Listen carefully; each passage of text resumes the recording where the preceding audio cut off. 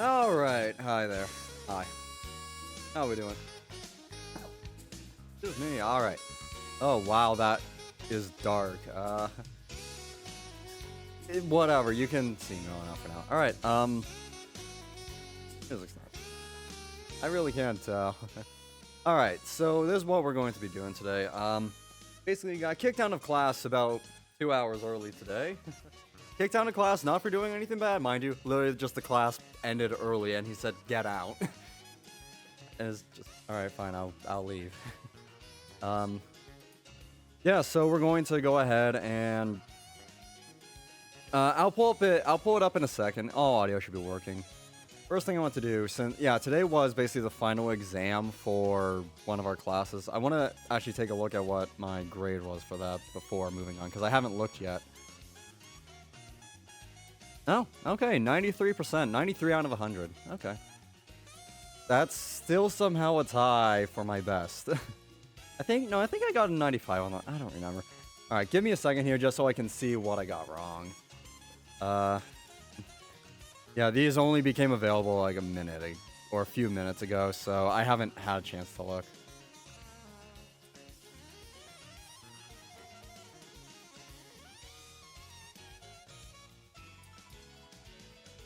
Oh, I clicked the wrong. All right. So one of the first question I got wrong. I literally just clicked the wrong thing. It's a multiple choice, and I just selected the wrong one. I knew the right answer. I just clicked the wrong. That's actually kind of annoying. Hang on. Let me write that down really quick. No, that's the wrong document. Bear with me here. Yeah, basically, I'm just going to bring that up and just be like, I knew the answer. I just selected the wrong thing. Can I get that changed? Kind of thing. I don't know. We'll see.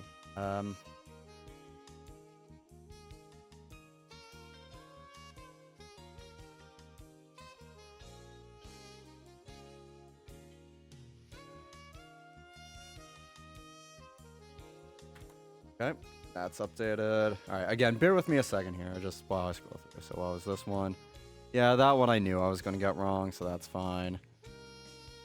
This one, yeah, I also kind of thought I was going to get that one wrong. So those two getting wrong, I'm fine with. This one, that was a toss-up between two. I just lost the 50-50. That's fine with me. So far, everything's wrong just on the multiple choice. Or a lot of it is. Yeah, and again, so far that's the common thread with a lot of these, minus the one. It's all just 50-50s that I got wrong. It's either this or it's this, and I just was wrong. Yeah, all right. And okay, I thought I was gonna get that one wrong because of the phrasing of the question. Yeah, okay, that one I'm gonna bring up as well. Technically, it's not wrong, but I feel like there's still one. Yep. All right. Here's the last thing. Yep. I knew that one was going to be incorrect. I was not 100% certain what it was looking for. But beyond that, okay. Yeah.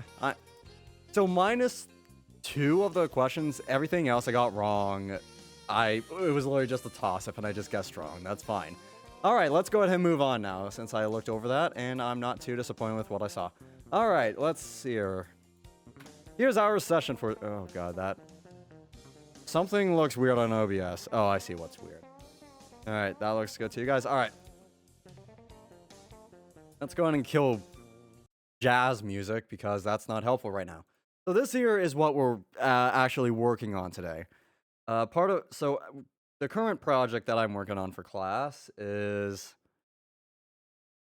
God, the webcam is so dark. Hang on. The current project is basically we were given stems for a bunch of songs, and it was basically pick a song, use a couple of the stems, and do a remix of the song. The teacher was encouraging us, like, if you don't know music, you can use samples, you can use loops, blah blah blah, like pre-made elements. Obviously, I didn't do that. So the song is I'm done the writing and the recording section of the song, which you guys haven't seen this far yet in a production yet. Basically, what we're going to be doing today is mixing. I don't think we're going to get to mastering today. Depends on how long we're live for. Like if we're live for 8 hours, maybe. But yeah, we're going to be here for a little bit. I'm not sure how my commentary is going to be because there's going to be a lot of listening on my end, but Yeah, it's basically gonna be going through, doing a lot of at the moment, I'm adding a lot of automation, so we're kinda gonna be working on that. I still need to EQ a couple things, I need to add a couple compressors here and there. We're going to figure that out as we go, but as it currently stands, the mix is coming together, that's the best way to phrase it. I was working on EQing the main or not EQing, automating the lead vocals. So, we're going to go on and continue doing that in a minute here. Do that. Alright, good enough. Just reorganizing things on the other screen to make sure it's all good. Alright, we should be good now. So, the question you might be wondering is, okay, well, what song did I do a remix of? As weird as it is, I did a remix of Katy Perry's California Girls. It was probably my fourth pick. Just the other three picks, they all fell through. I just couldn't get them to work.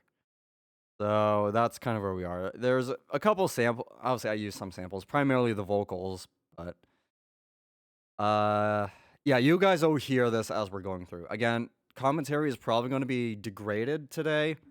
As I have to be listening. I'm trying to really tune this in. You guys let me know if there's any weird statics or cracks or pops or anything, if it's too loud, too quiet, etc., you know. Yeah.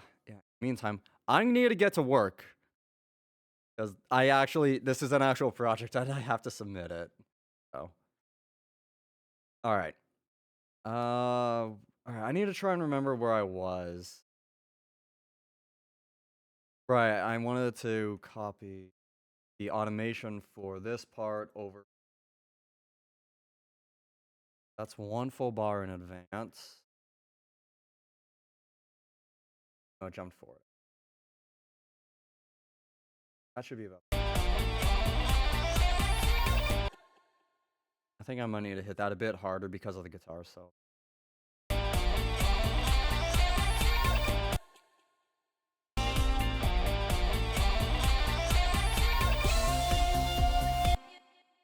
Okay, that one works for me.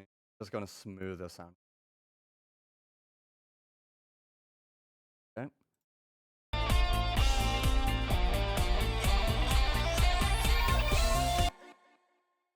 Maybe we'll wait a little bit longer before it hits peak volume. So it doesn't cut in too much.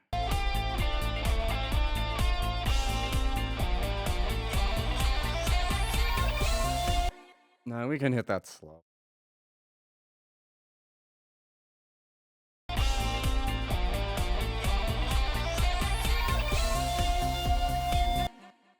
For those of you who don't do audio work that are tuning in, this is what a lot of this is. Listening to the same segment over and over again. So that's your annoyingness warning. If you don't like hearing the same thing on loop over and over, you might want to skip this one, I'm going to be honest. But that's mixing.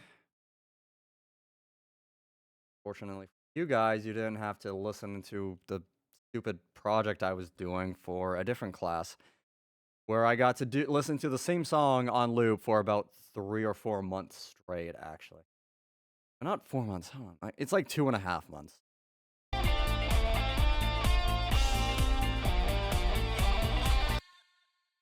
I should turn on the audio a bit for you guys to hopefully reduce the effect of annoyingness.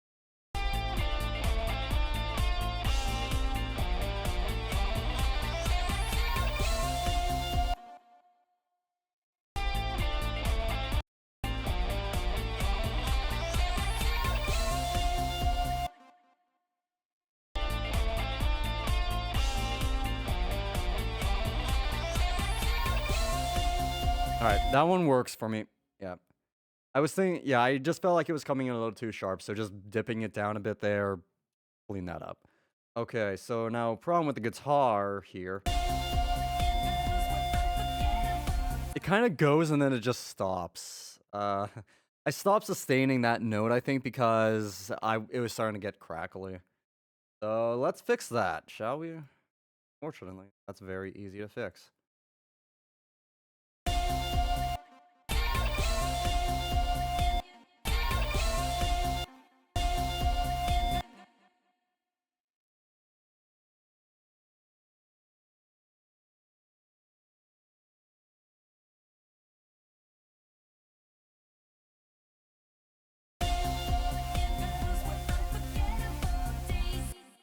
There, we just adjust the curve a little bit. We can get a bit more sustain and then a little bit more cut around.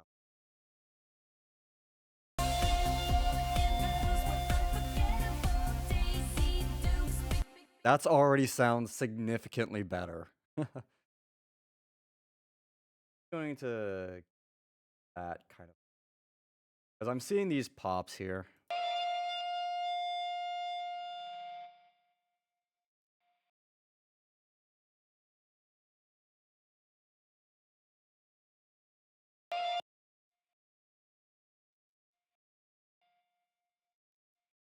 Yeah, all right. That kind of just gets rid of that staticky crackle that was at the end. Drop that down a little bit, over a bit.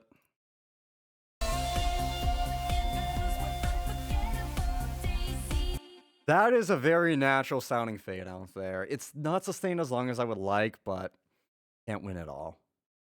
So let's hear that.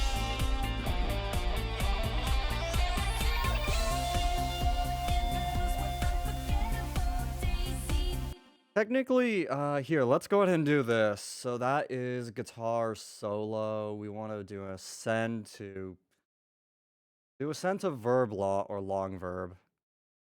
Plus long. Put that a bit hard around. Now,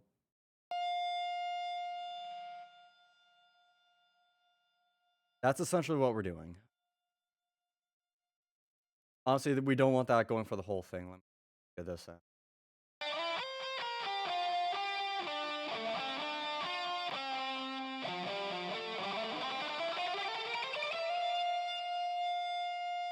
I think right as soon as I hit that last note, that's when bring in the yeast. Let's hear that.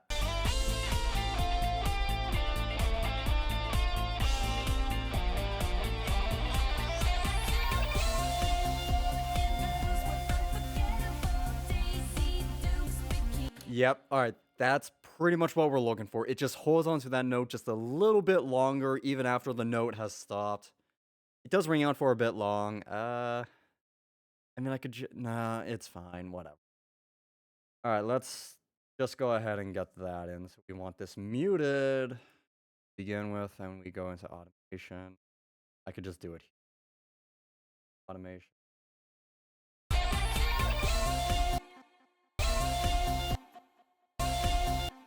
Here's where that note gets held. Unmute here.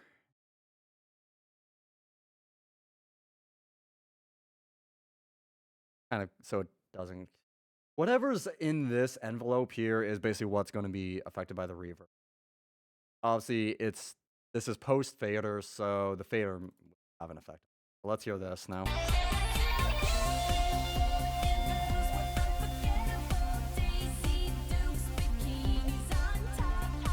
All right, so yeah, the reverb kind of stopped around there somewhere.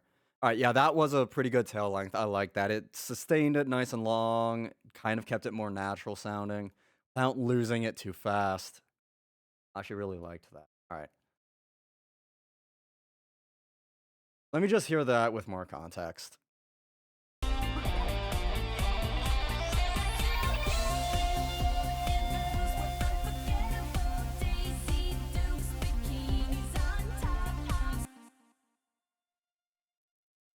Actually, that really holds on to that for long. I mean, it's called the long verb for a reason, I guess. Isn't it like it's like a 50-second release or something? Oh, that's the wrong verb.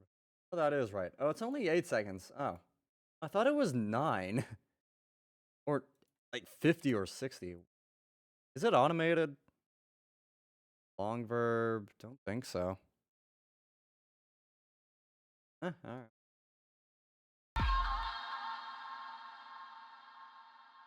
You could travel.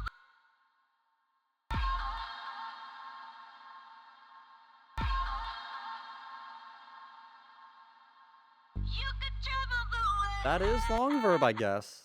Okay. All right. So, what else do I need to do to the guitar tracks? Let's hone in on guitars for a minute. Is there anything else I need to do? The guitar does come in a bit harsh here. I know, yeah, all right, I know what I'm gonna do to fix that. Let's see if I recall which track I need to create to start this. 'Cause, yeah, I mean, the guitar comes in very harsh. We're going to do a fun little trick to kind of soften that. No, I'll just do this. It'll be easy, frankly. Ignore that noise. That is natural. We'll deal with that in a second, though.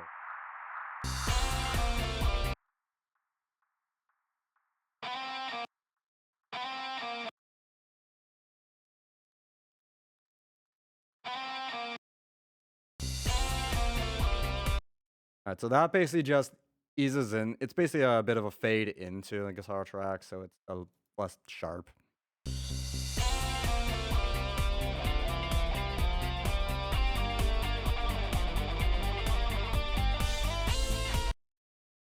Hang on a second. The guitar loop looks like it's actually off beat. Solo that with the bass kick drum. I mean, it's off beat, but is it enough to be noticeable? Probably not, honestly. It's off everywhere. I will share too. There, going to the first instance of it.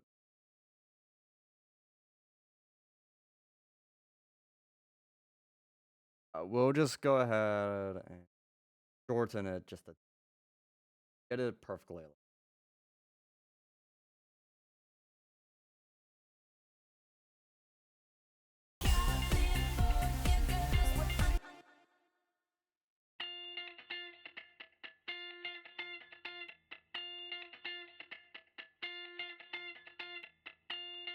Basically, all that did was just better align the clip.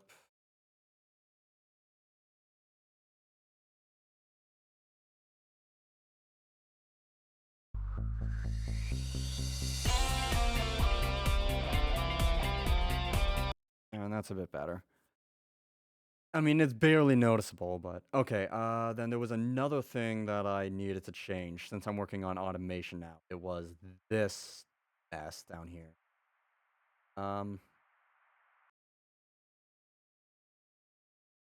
reverb, it's just delay. It's feedback from the delay. So I need to reference what I did up here. Yeah, I need to basically adjust this, but the second time I did.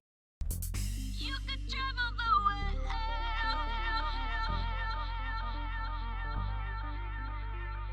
But nothing comes close. That's how those ones are aligned. Then I need to look at how these. You could travel the way. I'm gonna be breaking it here. You could and delaying this just an extra beat. You could travel the way. Ah! Oh my god, my heart! Ah! Yep, heart attack notification indeed. Heart attack notification. How you doing, user? Alright. Thanks for the resub. Okay, yeah, that extra half beat is actually a good one. I do need to move here. This section out. Delete it, don't break it.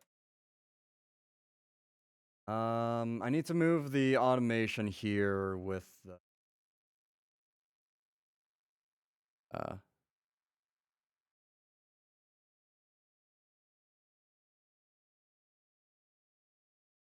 that wasn't moving. Okay, we're just gonna have to move the automation stuff independently. I mean, is it gonna be that noticeable of a difference here? Let's listen to it before I move anything. You could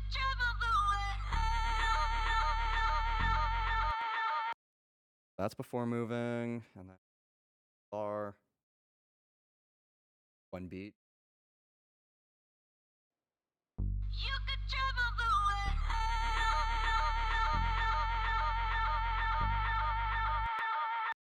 I don't think that was really noticeable of a difference. If not, that's I mean, obviously when it starts, I'm listening to the delay right now. You could travel the world. You could travel the world.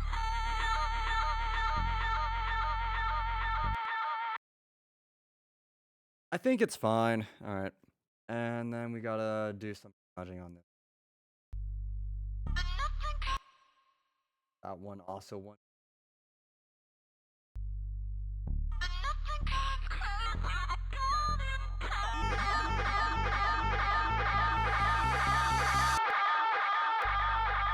Oh god. Stop it. Kill it. And yeah, that delay gets out of hand fast. All right. All right. Let me just let's give this some more run up and just listen to it.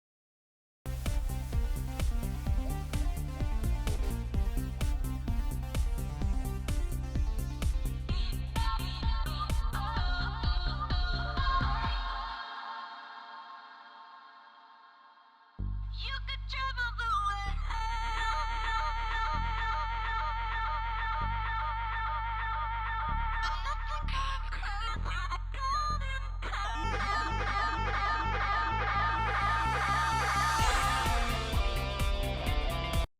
Yeah, that's the delay there is fine. Let me listen to when the second one came in again. Nothing. It's probably because this one's not 2 beats. It's only 1 beat. Let me try 2 beats and just.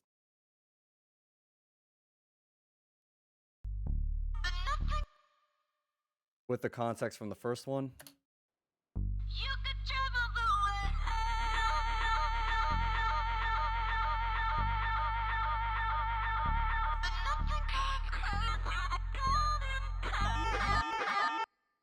You could travel the world.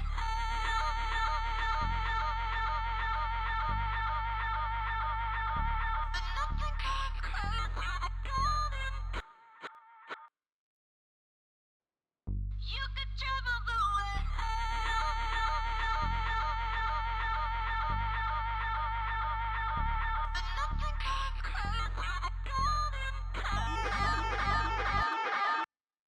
Okay, I think that's gonna be fine like that. Let me just nudge.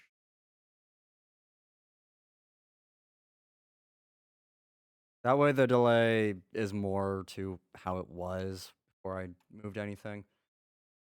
Uh, yeah, no, that only appears here, so it's fine if that runs a bit.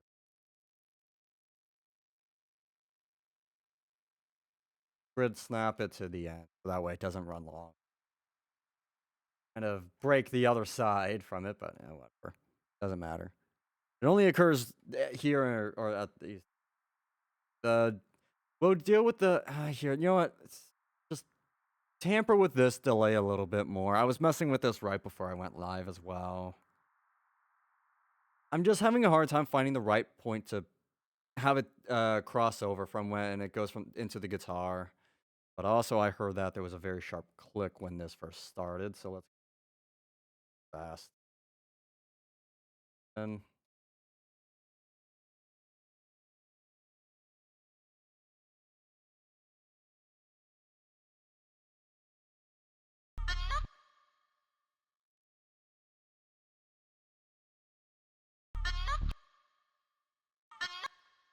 That there is going to be that click.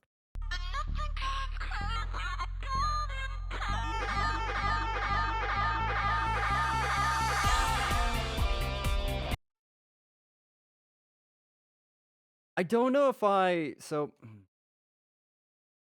this is kind of what I'm torn about. I don't know if I want to let the delay kind of bleed into the guitar a bit, or if I want it to be a hard stop, because it's trying to get that crossfade into it is a bit difficult.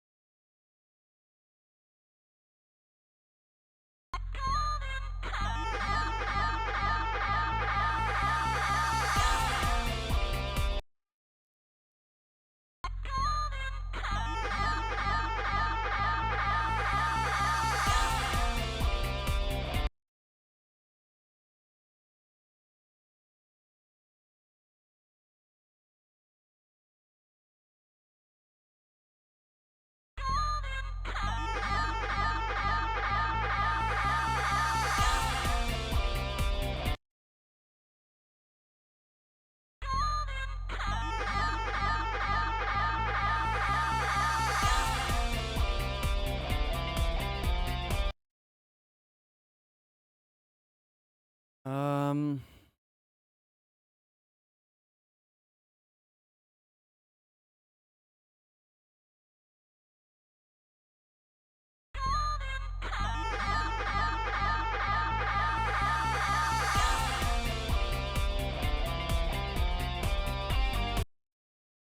that one might work for me.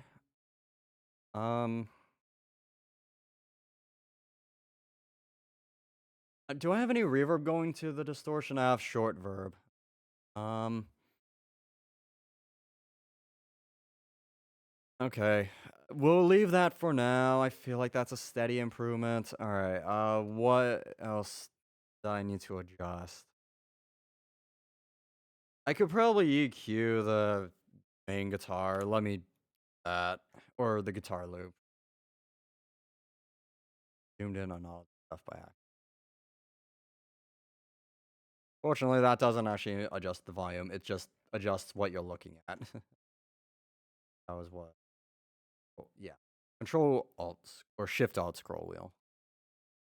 Let me just loop this section, and yeah, we get to do some EQing.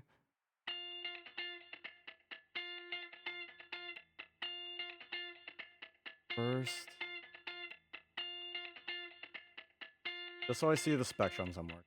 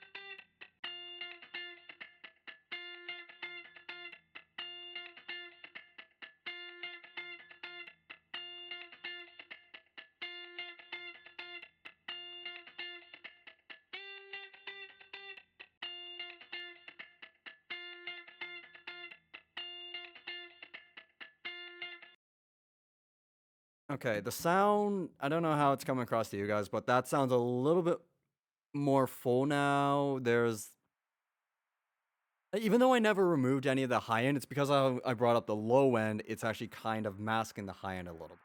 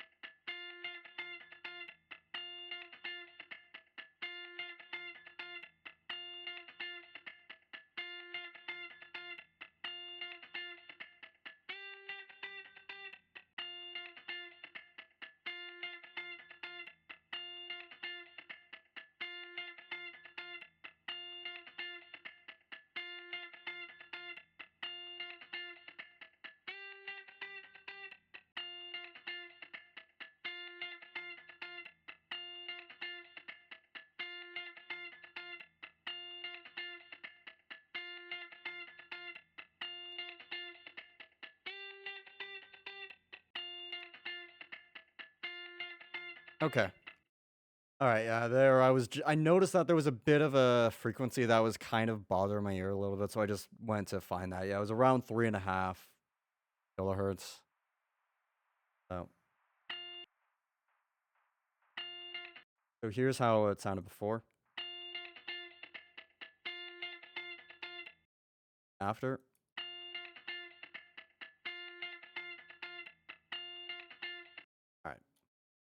And let's hear that in context with something. Here, let's hear that in context with the chorus. And that's where it's most prominent.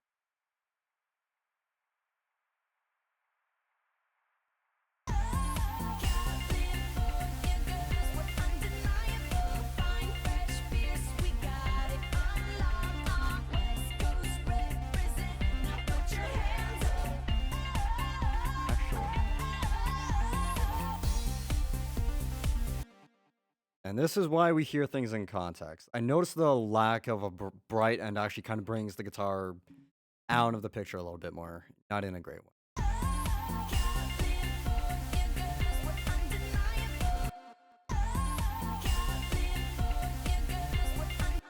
Okay, here, we're going to actually change what I've got set.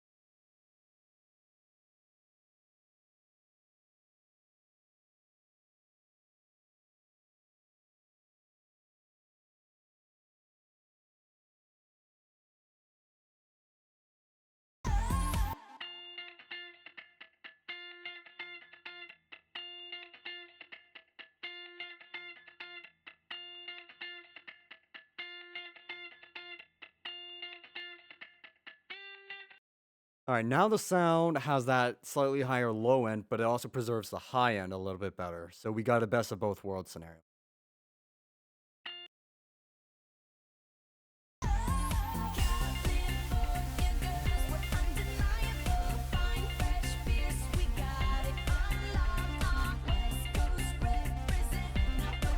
Yeah, the guitar just sounds a lot fuller now by comparison to how it did before. So that's actually a good change, I think.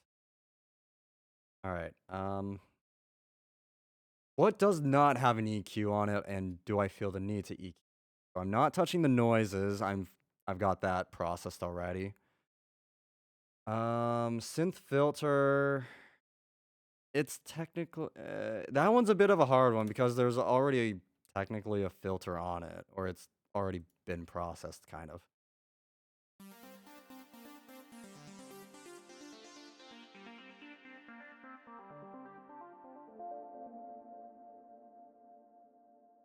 What do I have going on with this EQ? I could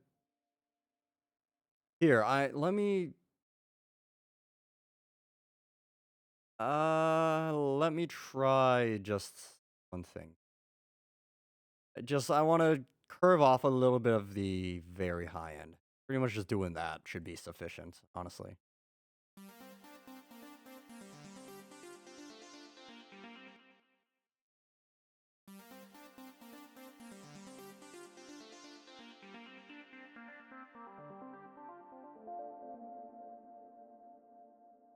Those low resonant frequencies are nice. Those are around 500-ish.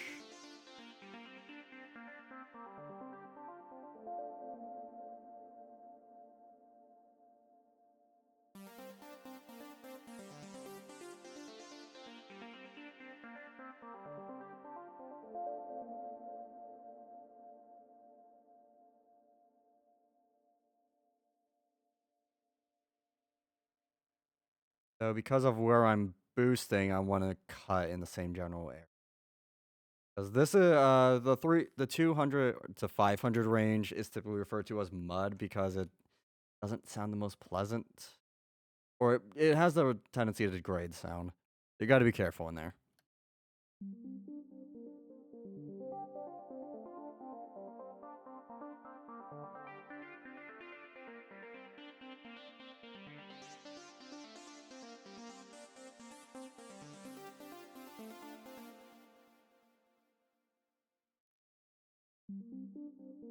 And in terms of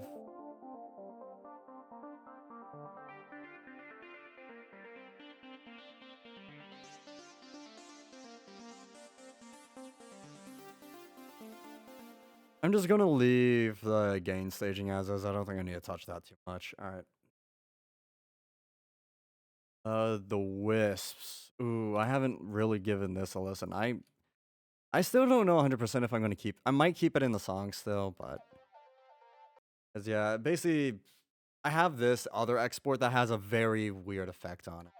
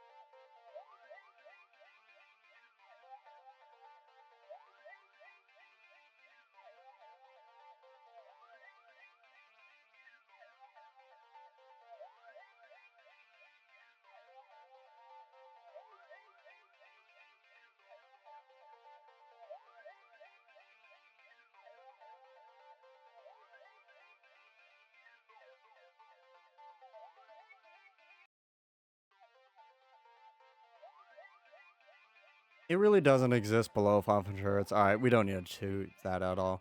We just gave it a little bit more air in the high end just to maybe liven it up a little bit more. I don't know. It it's kind of just a sound that exists. Synth ooh, right. This is at the very start.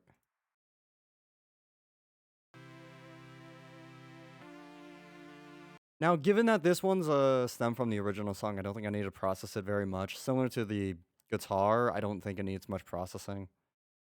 Maybe a touch up or something.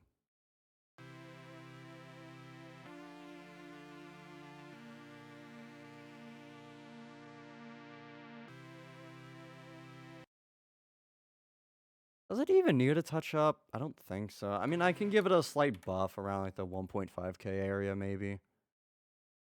How that sounds.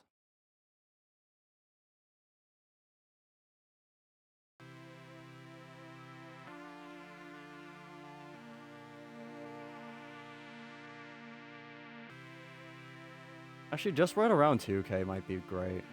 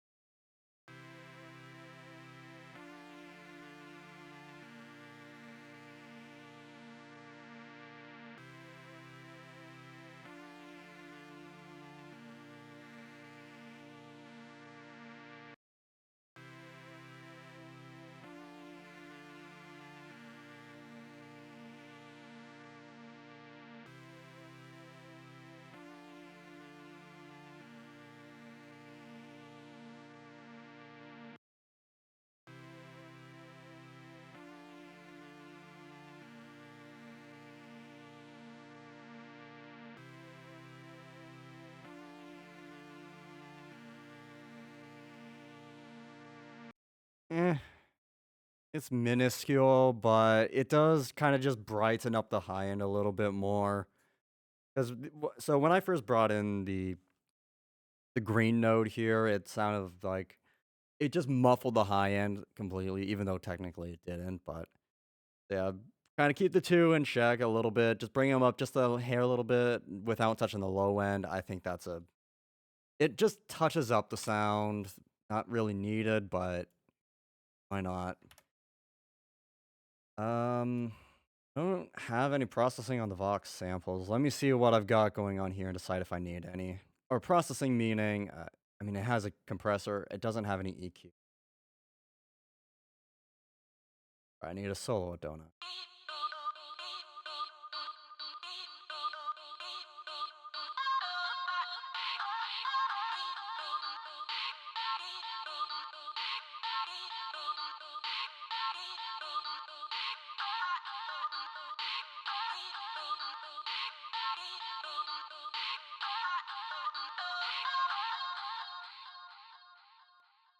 I think just because of how dynamic that is, I'm not going to touch it. I think it's fine. It'll be sufficient.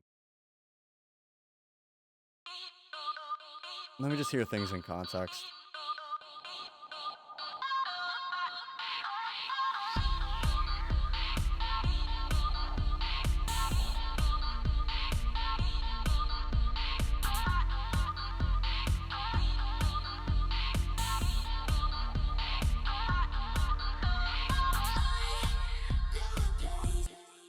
Were the hi-hats a little too stand out there? Hang on a second.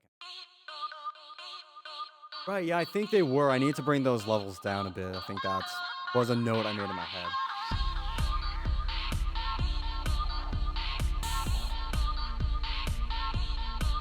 Yeah, because these hi-hats over here versus these ones. Fair bit of a volume difference. That's a simple fix, though. Just volume automation here. Duck that down. 1.5 decibels, maybe. We'll go another 1.5, so 3 total so far.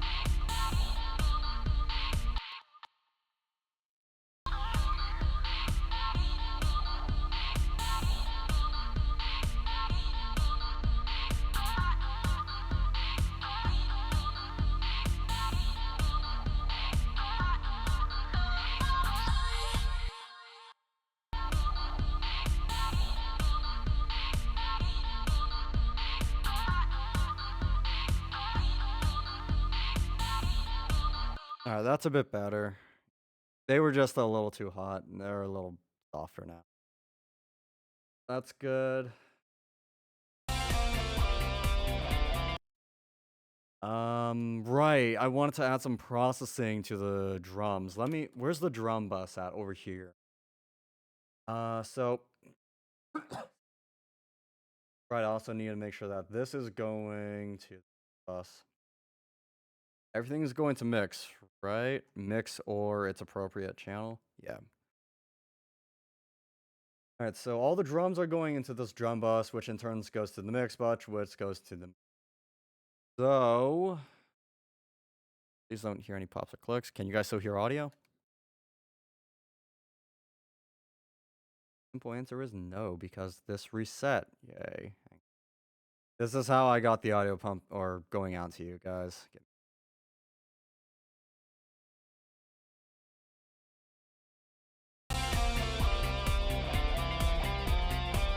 All right, you guys got the audio back. Yay.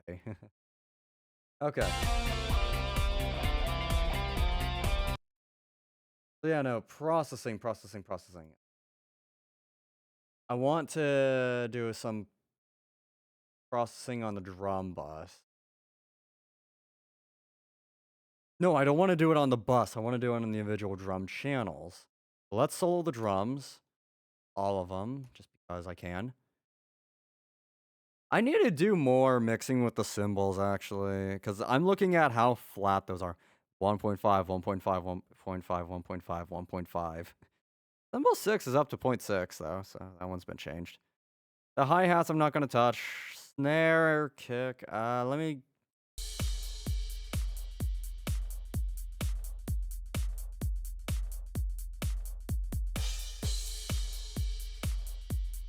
I can hit the snare a bit harder.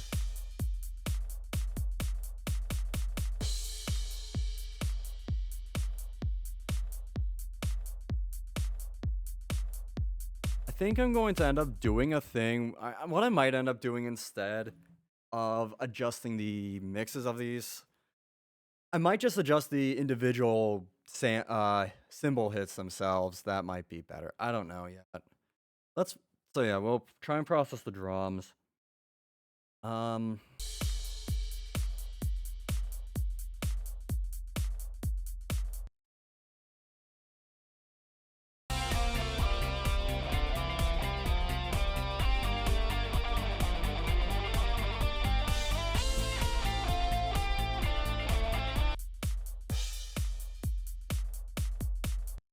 Why is cymbal 5 hit so hard compared to the other ones? It's definitely the loudest of the bunch.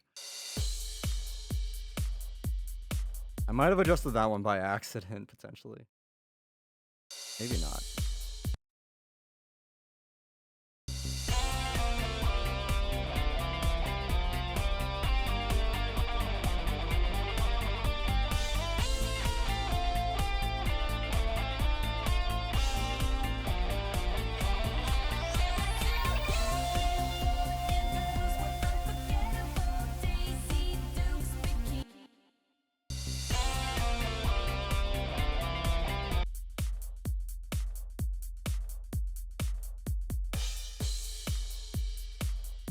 Okay. All right, so here, let's isolate the no, here. So first off, on all of these channels, we want to send to short verb and send to delay short.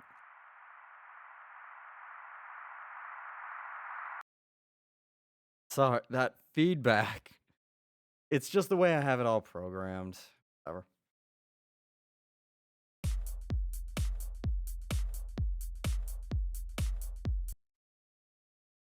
Yeah, for those of you who all right, so yeah, let's try and add some reverb to this stuff. Just see what feels right.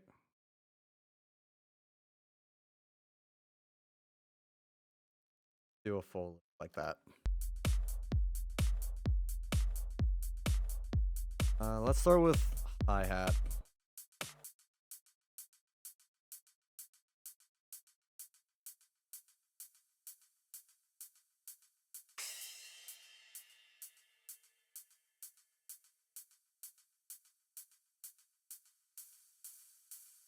Just wanted to hear what that sounded like if I brought it up.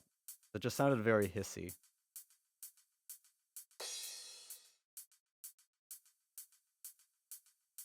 Does add a bit more liveliness to it. What delay might.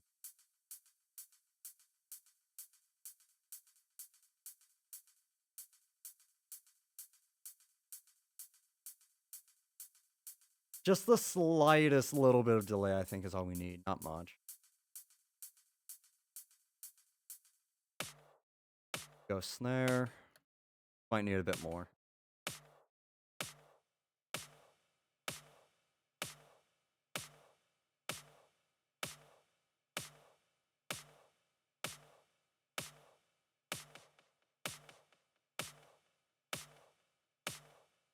No delay on the snare.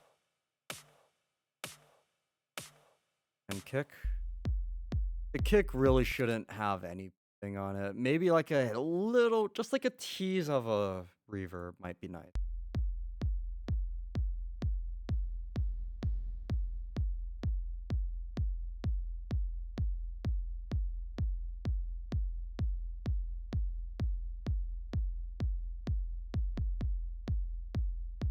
Yeah, all right, I think that's good.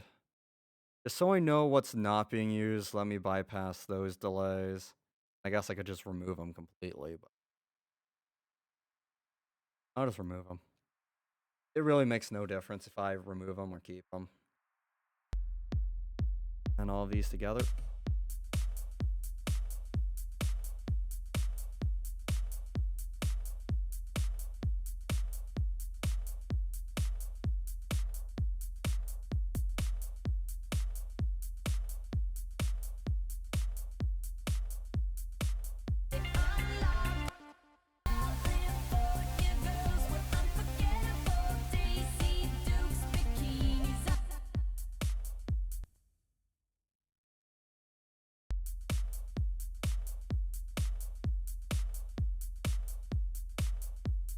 Yeah, in context with the song, the longer reverb on the snare really that big of a deal. We'll leave the longer reverb.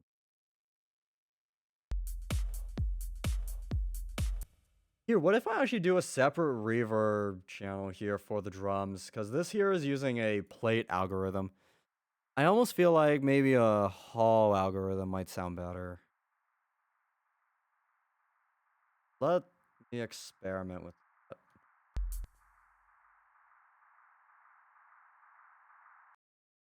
Noise safe zones, please. Alright, so let me try new aux channel, drum verb.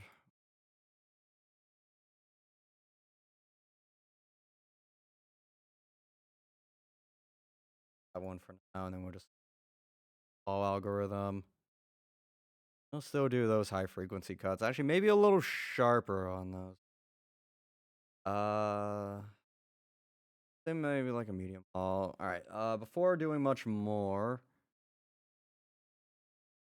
just going to the mix bus, and then I also need this.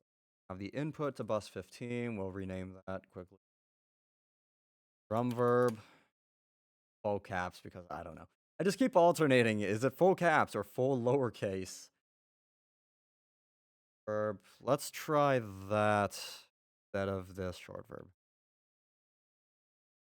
Actually, I'm going to do the exact same send amount. We're just going to switch which one it's going. Verb. That's sending the same amount. It's just going to the other channel now.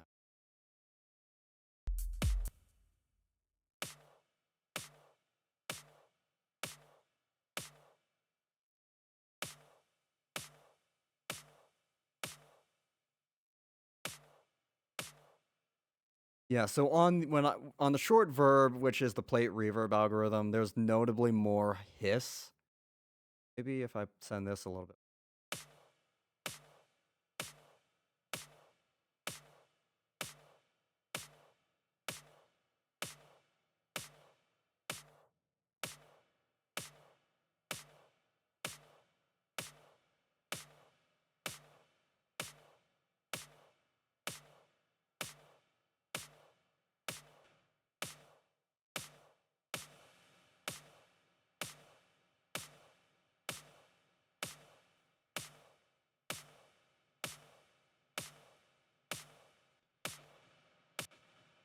What we're doing right now is we're just listening to the sounds of all the different algorithms to try and determine which one might be optimal for the drums.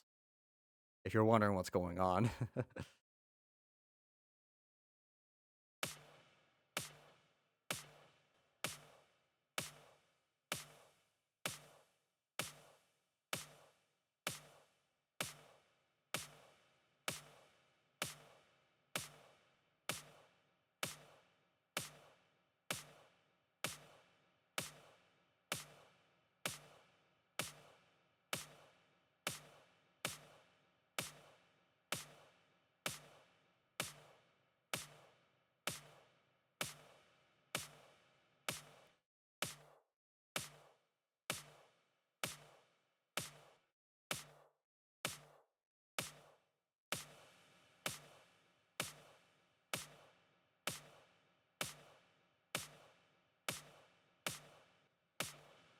Let's go back to Hall.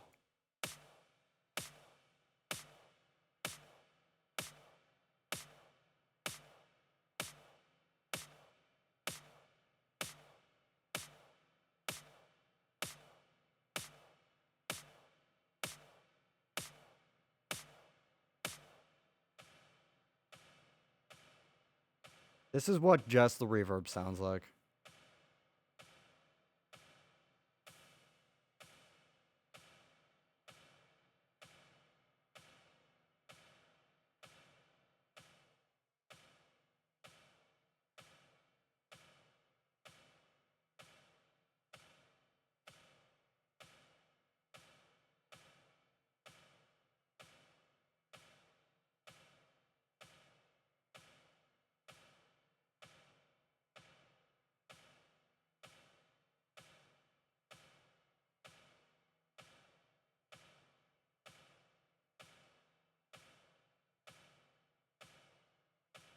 Okay, I think that one works for me, I think. Let's try applying that. The other reverb. Or onto the like hi-hat.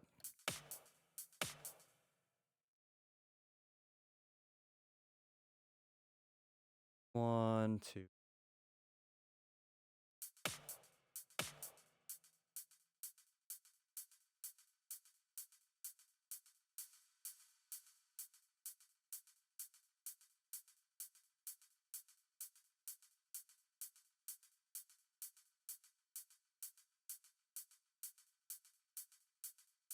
Actually, let's just get rid of the delay on the hi-hat.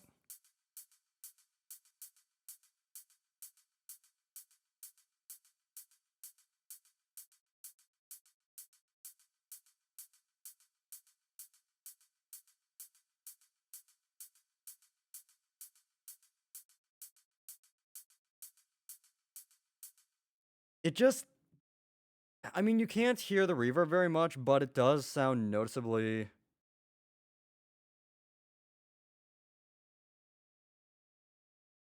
Got a text I need to respond to right now.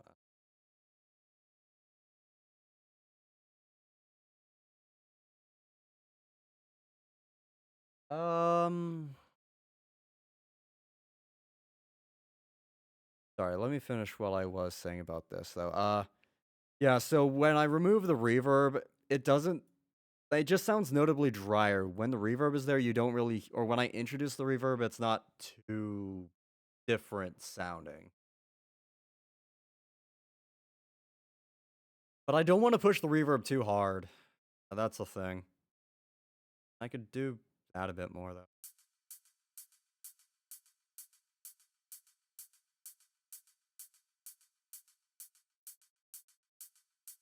Yeah, whatever. It just adds a little bit more character to the sound. It's not as dry. I think we'll just keep it at that level. Excuse me. Okay, I need to just think what I need to respond to this text because it needs a response now. What time is it? 1 p.m. Time when class should be ending. uh, 4 p.m. Today's Friday.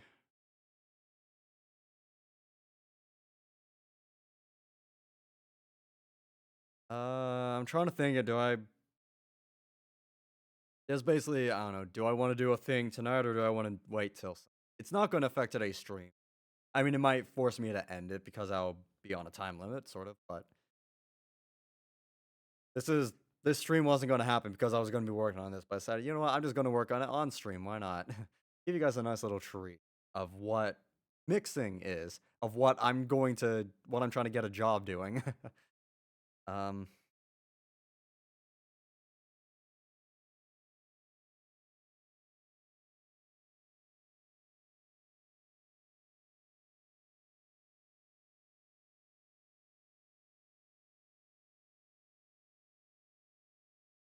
Okay, I'm just gonna respond. Yeah, I think I'm gonna say, yeah, we can do a thing.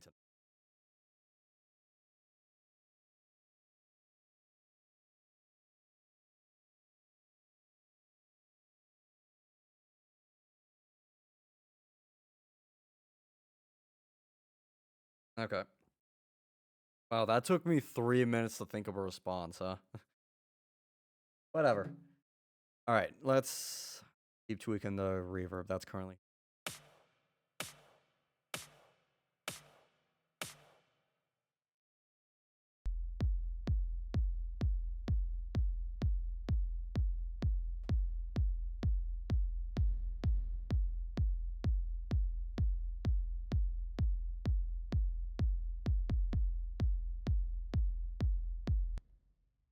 Okay. That's it's okay. I need to take a phone call. All right, hang on. I got a phone call. One moment. Oh, Yeah, go through there. Nice. oh, Oh my Jesus god. Christ! What the heck happened to me?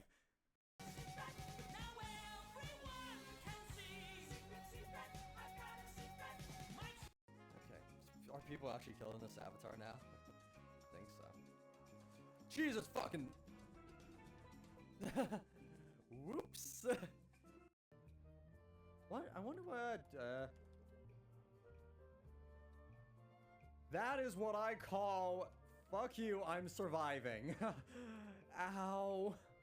There's ample time to determine. Holy fucking hell! Unpleasant! Ah! Nope, I'm not nexusing. He's vulnerable. I have one health potion left. Shoot. Ah, boy. Oh boy. Oh boy. Oh boy. Oh boy. Oh boy. Oh boy. Oh boy. Oh boy. Oh boy. Just drink the last. Ah, fuck! No! I am not leaving this dungeon! Ah! Oh my god! Oh my god, how am I still alive? Oh my god!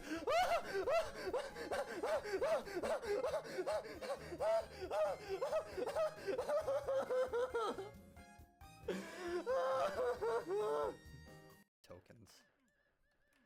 Mm-hmm. Oh my god, I almost. Sorry about that. Yeah, apparently me saying yes immediately sent alarm bells ringing, so I had to take a phone call.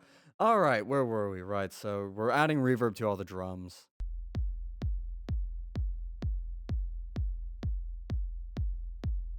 Yeah, so adding, let's dial down the reverb a little bit because it's adding a lot of boominess, I'm noticing, to the kick.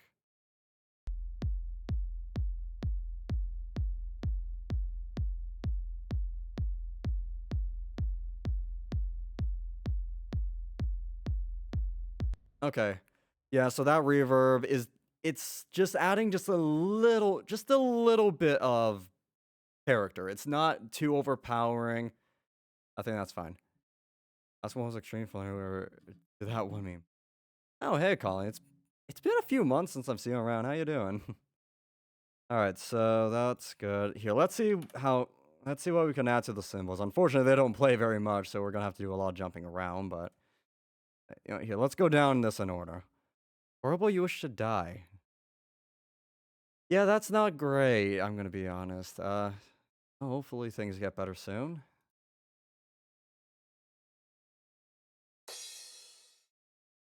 So symbol 1. This is the only time in the song this hits.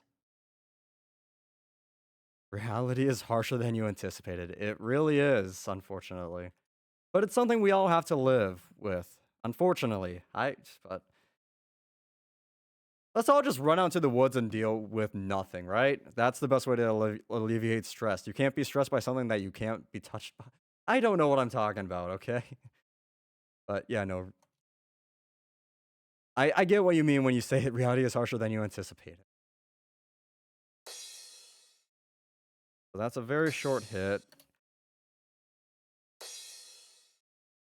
It's also pan center. We'll unsolo it and see where I should maybe pan it. So we're overriding all the short delays. Hang on a second. Let me overwrite these really. Verb. There we go. All right. Also, sorry about some things. It's fine. Don't worry about it. I feel like I might get a gist of what you might be saying sorry about, but again, if it is what I'm thinking, don't worry about it. It's fine. All right. Oh, listen to how much more character that adds when you add the reverb. That is I'm sorry, that is a much better sound. Maybe a bit more. In context? That is actually a much, much better sound with that reverb. All right. That literally makes me the person you tell that you worry about it. Fourfold. Hang on, let me reread that. What?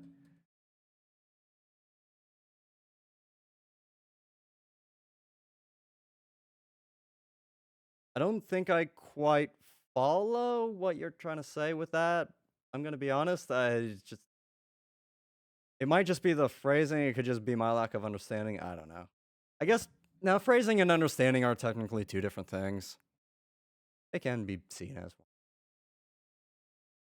Here, I want to just hear this more in context as well. So we'll hear this in context before we add the reverb to the other ones, since I also need to pan this somewhere because it's currently in the middle.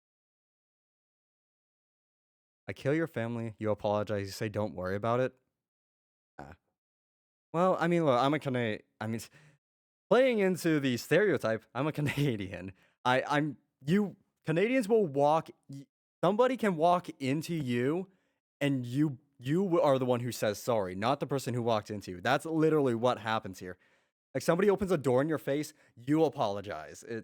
It's Canadians don't have emotions. We do. It's just everybody instinctively says sorry, even if it's not their fault, or if they're the ones being affected by it. Again, it's typically a stereotype, but it's actually what happens here.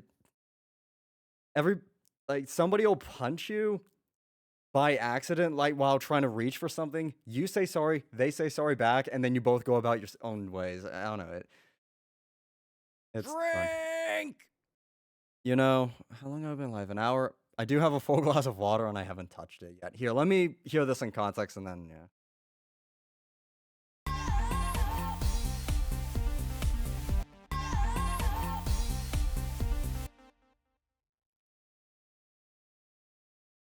Alright, where to pan this? Left, maybe? I need a bit more context to hear where everything else is panning.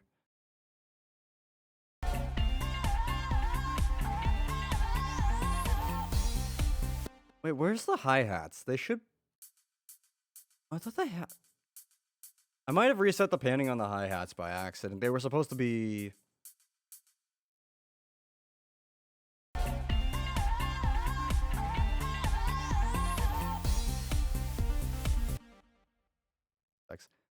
You were wondering why it's a bit from California Girls?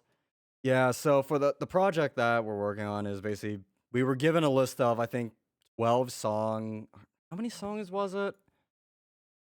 I don't know. We were given a list of songs and it was basically pick a song and do a remix of the song. And the one I ended up going with was California Girls.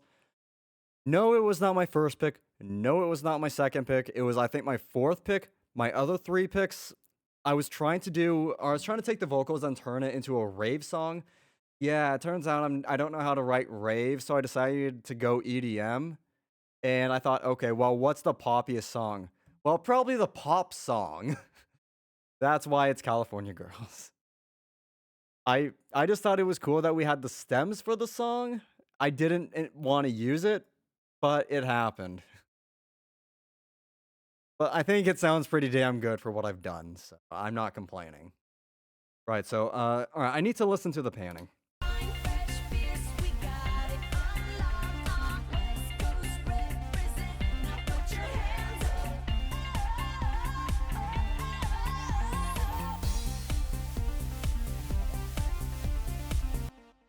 Do I pan the cymbal to the left or the right? Where are the other ones? Well, that one's panned to the right, left, center, because I haven't gotten there yet. Actually, that one might stay center. No, it's a cymbal. It should be a little left or a little right at most. Cymbal should never be directly center. I also haven't touched cymbal 2 yet. Yeah, and that was so anticlimactic. It makes a bit more sense in the mix. It's just, at the moment, I'm just listening to the pan.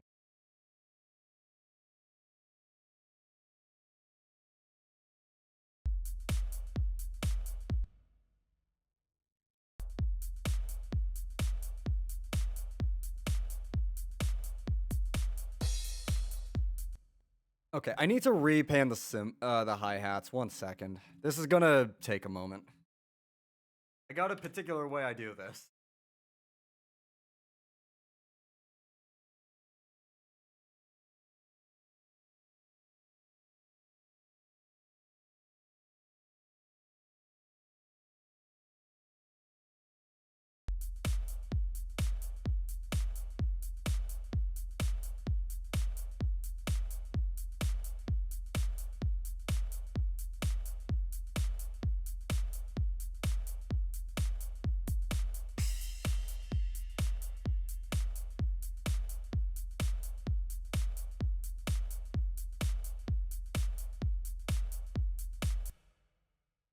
Okay, I think that sounds about good there. Let me hear that in context with everything else.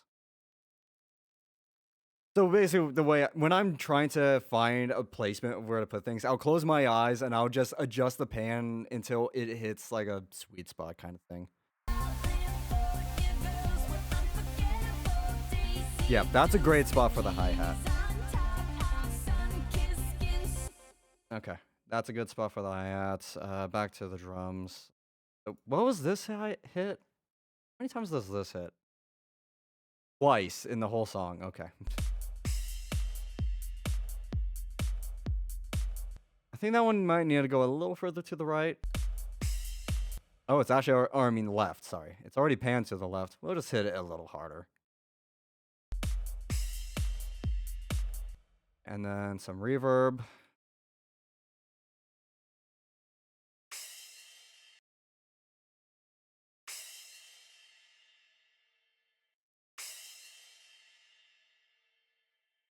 My God, just a little bit of reverb on the cymbals really adds good character. I like that.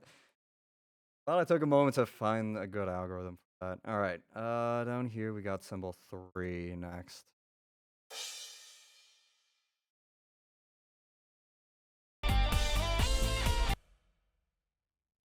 Let me just hear this in context before, because I also might need to adjust the pan.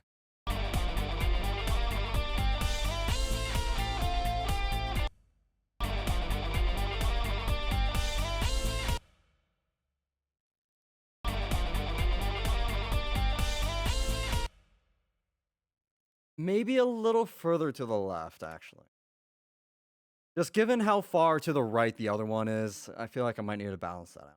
But since I think these ones only hit at the same.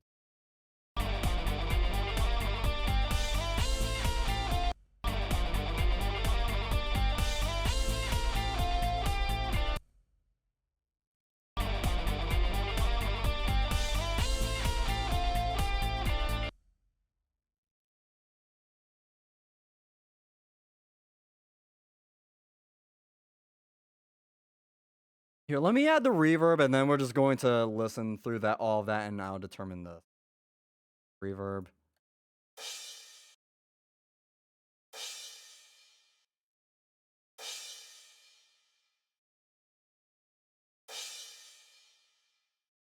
Yeah, that's probably fine.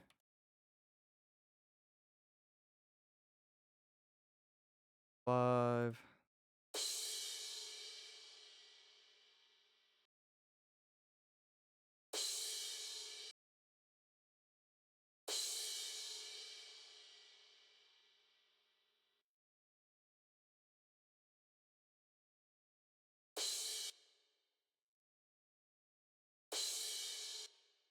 Yeah, I'll hit this one a little bit harder because it is a louder hit. So logically speaking, in the sense of a drum kit, it would reverberate more in the room, so it would have more reverb. Yes. You hear that with all the drums. Oh, I don't have all the drums.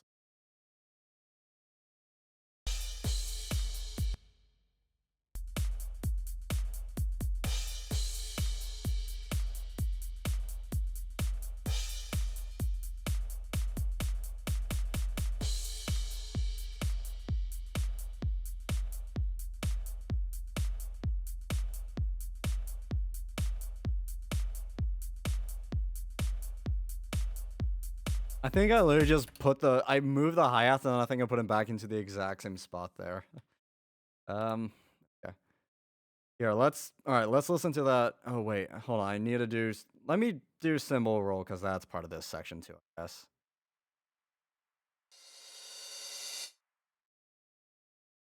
We could probably go a little light on that reverb just because of the sudden stop.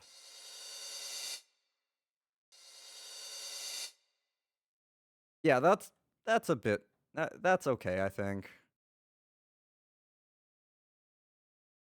Get rid of the delays. I'm not putting delays on any cymbals. I mean, I don't have again, just like before. I don't have to remove them. I'm just doing it for my own sake. All right.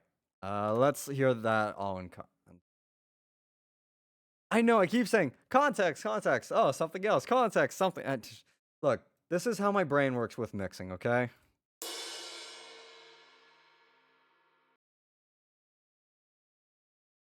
This is the last. This one hits at the very end, so we could probably hit it a bit harder with.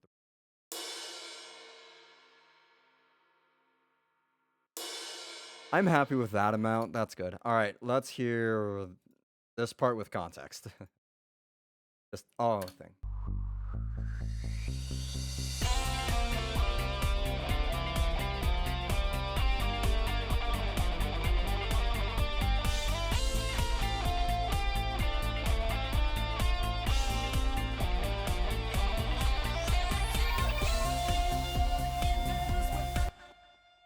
Let me see if I can dial back symbol 5's left pan.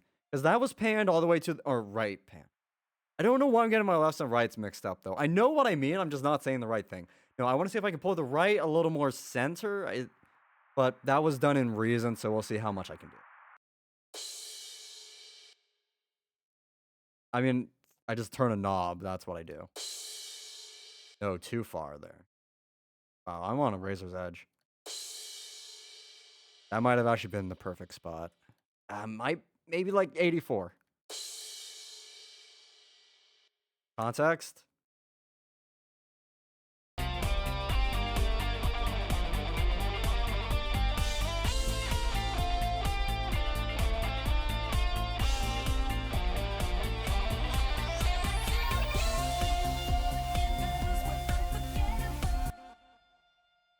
I'm just gonna leave that for now. All right, so we've added reverb to all the drums. Literally all the drums? Yes, all of them. Let me remove those short delays. Cleaning that up a bit. So yeah, I mean, theoretically, you might be wondering, oh, why not just add the reverb to all the drums at once? Well, I mean, as you notice, I put different amounts of reverb on all the drums. So if you add it all at once, you don't have that control.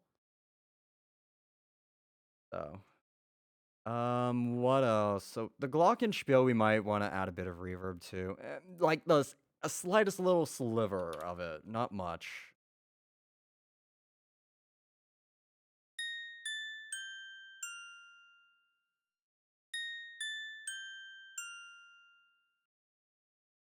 Wait a second. Oh my god, actually. So one of the questions on my exam today was what of these instruments has the highest tone has the highest register, basically meaning has the highest pitch. And the option one of the options was glockenspiel. Fortunately, I added this instrument yesterday, so I was just like, "Oh, I know what a glockenspiel sounds like." Glockenspiel. So that I actually got that right. I like that. And that's just a nice little satisfaction on my or for me. Alright. 'Cause yeah, the other option was a vibraphone, which I have a vibraphone setting on my keyboard behind me, and I know what that sounds like. It's I think it's like mid-high range though, whereas the glockenspiel is highs. But also the vibraphone has a lot of overtones as well, a lot of harmonics, whereas the glockenspiel is a very pure tone by comparison. Anyways, that's enough about that stuff. Here, let's see. Now I could use the drum verb on any of the devices. I'm not restricted to using it just on the drums because it is a different sound, or it's a different room, so it's a different whatever. It's a different algorithm. That's what I'm trying. Let's try the short verb. I think that would be better because the plate adds a lot more high harmonics, which I think might work for the glockenspiel. Let's see. So I just want to hear it fully wet. That was actually a cool sound. I'm not going that hard on it, but we did get to hear how the reverb is reacting to it, and that sounded very Christmassy, if I'm gonna be honest. Yeah, that's adding a nice little high-end shimmer. Alright, so we'll that. This is gonna get loud in a second. Okay. We don't wanna add any yeah, no, the bass, I like having that clean. Um, Guitar loop, probably no. I think that's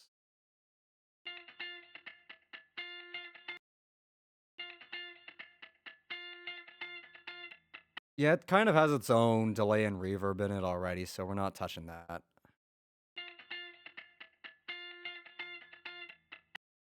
Again, if the audio starts getting crackly, please let me know because I can't hear what you guys are hearing. You're hearing everything through a different system. If you're hearing the audio crackly, that just means I have to restart the program.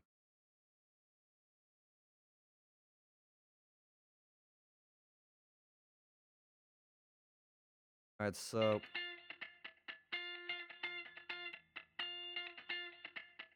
yeah, I'm not gonna add anything more to the actually, how does the end of the loop sound? It is a more sudden stop. It'll be like that on all three segments. I can I can smooth that out a little bit by adding yeah, let's see if I can smooth that out actually. It's probably inaudible in the song itself, but I want to I don't know. Look, I like my fades, okay? We'll try doing drum verb here. Listen to that also with the long verb. No, not long. Short verb. Yeah, I prefer how that one sounds with the guitar. Again, probably for the same reason that I preferred it on the Glockenspiel. So basically what we're going to do here, it's going to be muted the whole time, and then I'll just automate it to unmute on the last hit. That was a bad example. Yeah, it'll basically just unmute on the last hit, and there will just be a little extra tail. Help to well, just so it's muted. Waveform.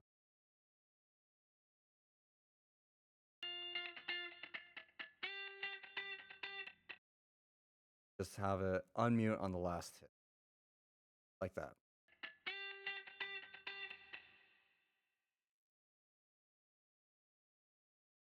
What is being sent? Okay, yep, it's being sent at the same level. Do that in context.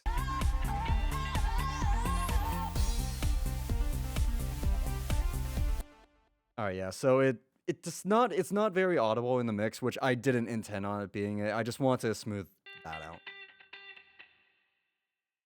Yeah, you can hear it tails on a bit longer now, whereas before it just didn't. We'll do the same thing on the last note on these other.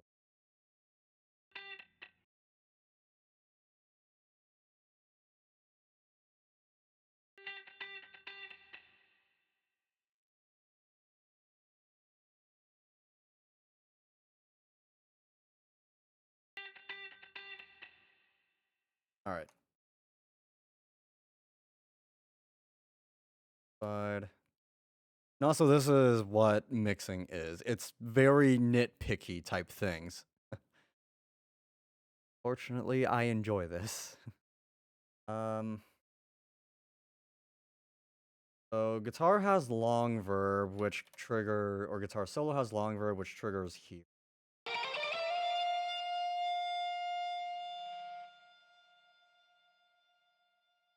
Yeah, no. So this is the only place where guitar solo comes in. Do I want to do anything else to it?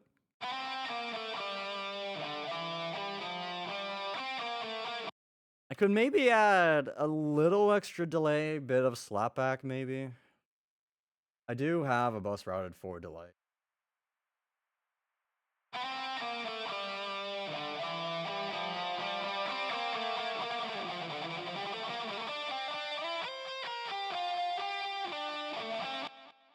Technically, the guitar already has delay on it, but just a little bit extra.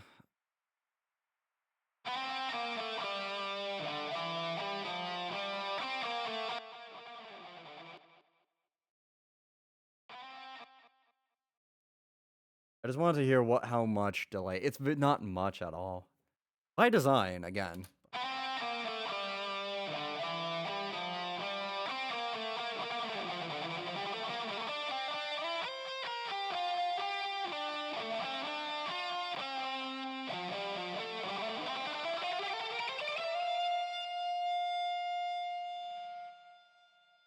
All right. Just a little bit of delay. Very, very little. Not much. I'm happy with that. Now, you might have heard a weird little break here. Yeah, so there's a very high-pitched click that plays there, so I figured the best way to get rid of it is just duck it. Which, in the mix, you don't hear that very much, since I think there's a cymbal hit at the same time, so it's very well masked.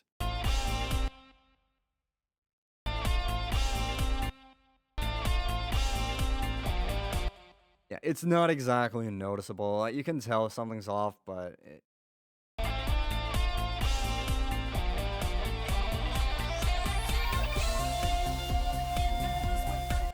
all right.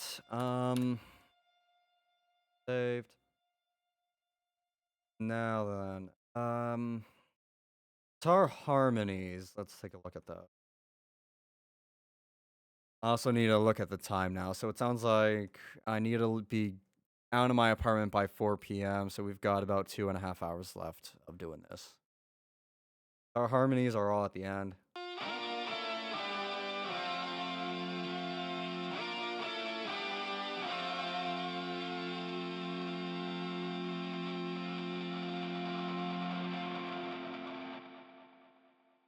Yeah, it's the end of those sound awful because I haven't touched that yet. We're gonna get to that in a minute here.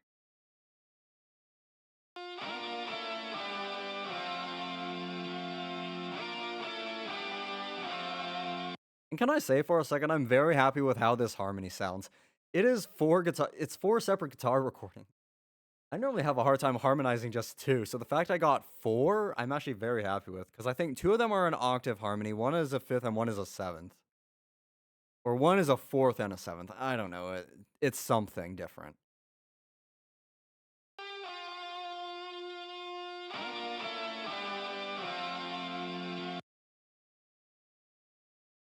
I think I'd do some short verb.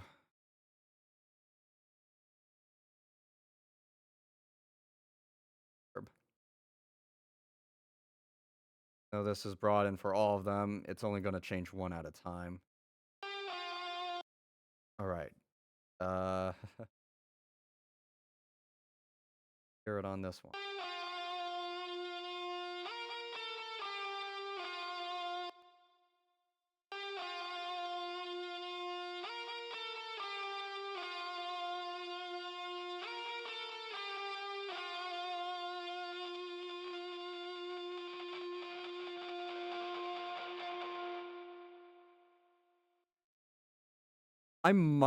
What I might do is I might have all the signals cut off early, and then I would do an automated long verb just so the trails can go on longer. We'll figure that out, but at the moment,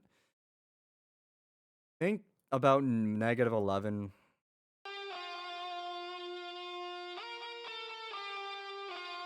It just makes it sound a little bit warmer. So yeah, we'll just actually copy that across all of these, so that way all the guitar harmonies have the same amount of reverb.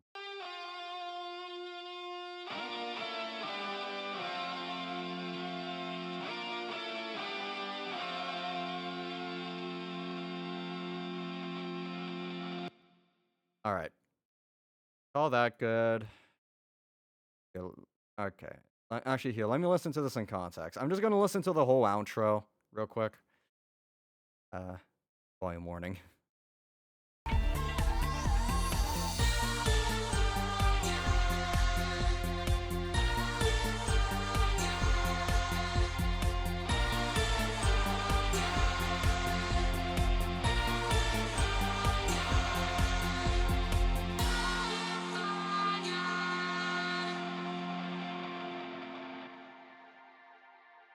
It did peak. Wait, what's trailing? Wait, do I have a... What's auto... Okay, something is automated.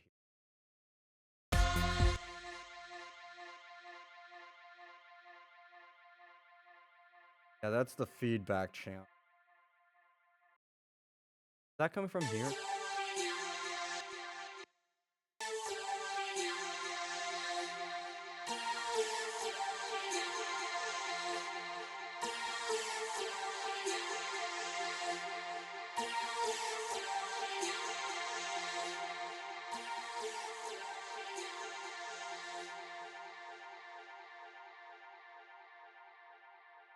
When did I put the feedbacks on the vocoders? Hang on a second.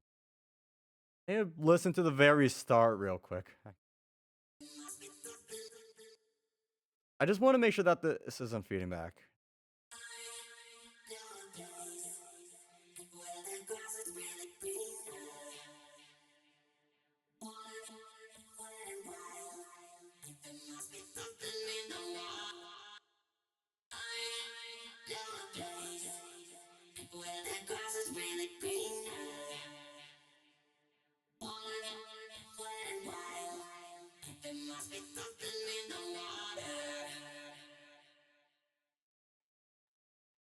Right there is where the reverb is.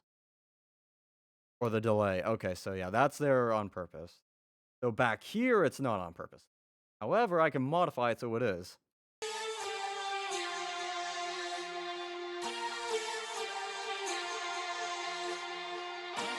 I was gonna say, why are the guitars there?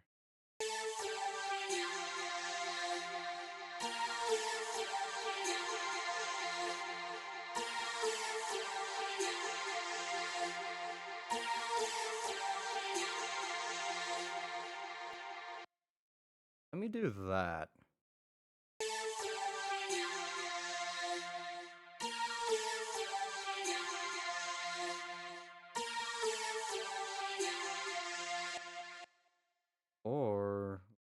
I get saucy with it.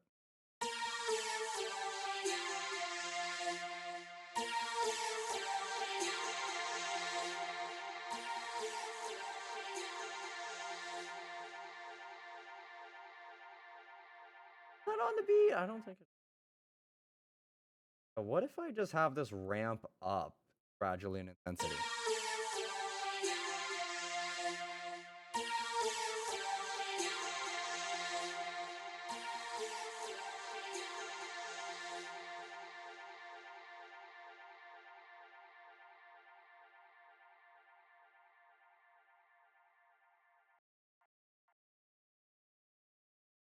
I'll just put that there. Yeah, I'll properly cut off the reverb. We haven't really worked on how the outro is going to sound yet, or the how it's going to trail off at the end. I still need to get there. I don't know if I'm going to do that today because I could probably do that. It might take an hour or two. Honestly, that might be the last thing we do here then. Depending, because again, I think it might take an hour or two because that's a lot. There's a few bit of instruments to.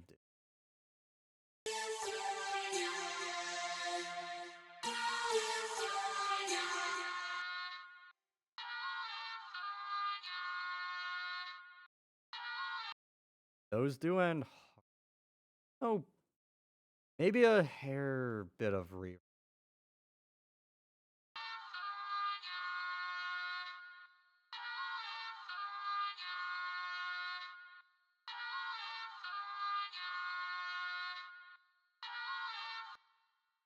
Yeah, I mean those do end sharply, but I mean it's not the biggest problem. I don't hear because I did add that reverb. I need to listen to how this sounds. You could travel the world,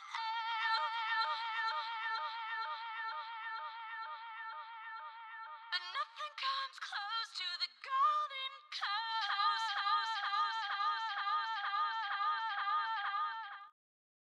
Yeah, that's fine for me. I'd say okay. It's just a little bit. All right.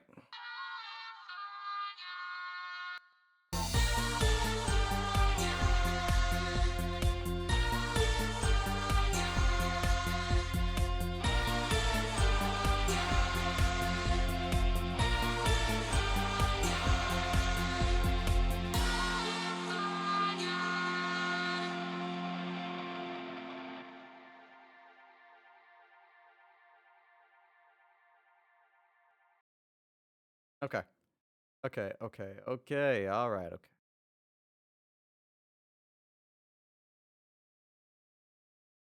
All right. So let's figure out how that last note goes.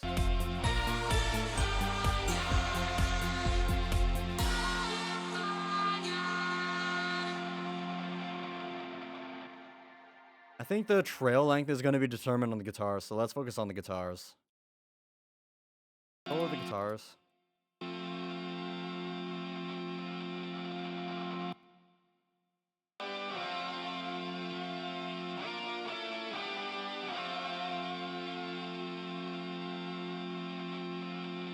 All right, right on beat 96, where we're going to go down. I'm actually going to make this a bit. Actually, I might know the easiest way of doing this.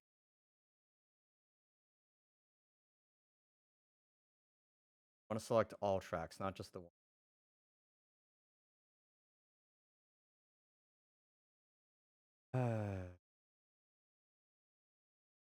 Round.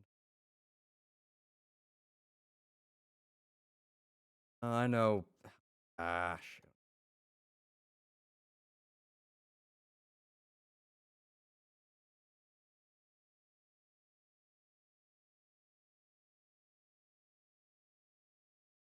There we go. All right, I want to make these all fit to screen. This is the entire session if it were visible all at once. Huge, isn't it? All right, I want to be selecting all of these tracks. There's number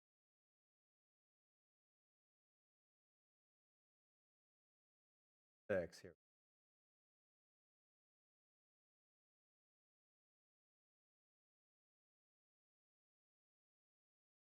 do I do this from here? He's on medium again.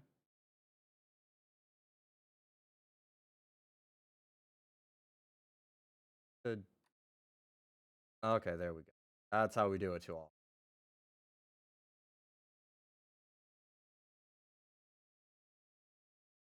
So basically with this, they're all going to fade out.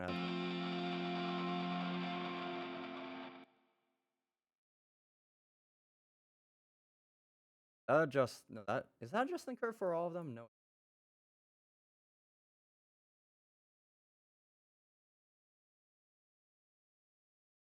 Oh god, that is destroying my CPU.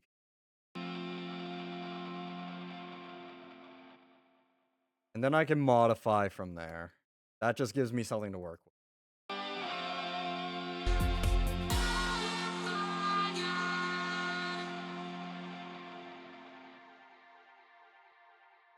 Yeah, such as these ones, maybe I don't want as much of a fade. Or gradual fade.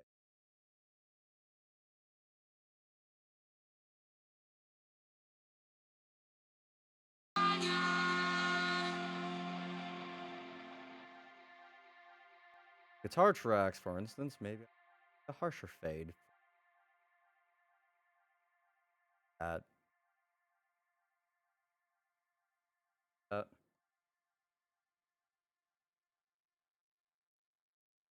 Sand those right down.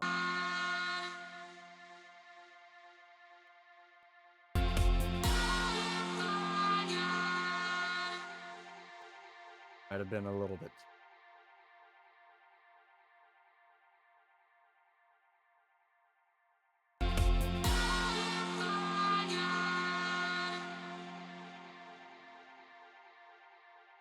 That was a more gradual. But again, we'll go ahead. Let's go ahead and add that long reverb. You know, I was saying this was going to take an hour or two. Maybe not. I thought it might take long. Mostly, I mean, it's things like this that will make it take longer. Adding. Go out. Long verb.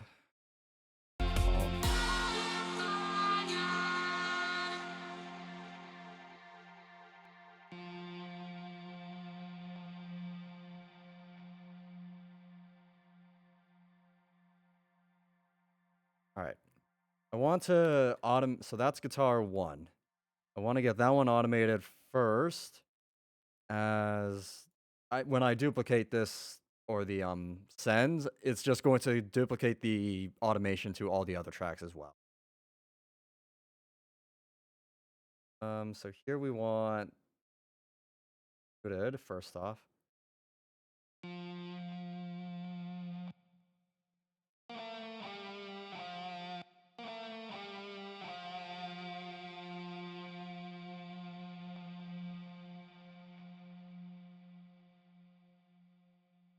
Yeah, listen, that is nice. So we want right on this beat here.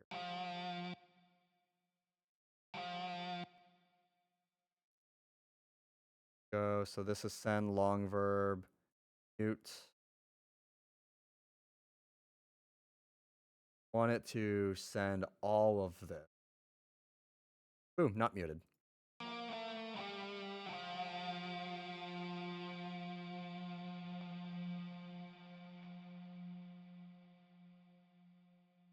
Let's go ahead and cut. So we'll actually have it stop sending a signal to the device at about. Because yeah, that's what this is doing. Anything in this blue envelope that I just drew in is what's being sent to the reverb device. Obviously, the reverb will continue playing afterwards. It's just this is what's being sent to the reverb.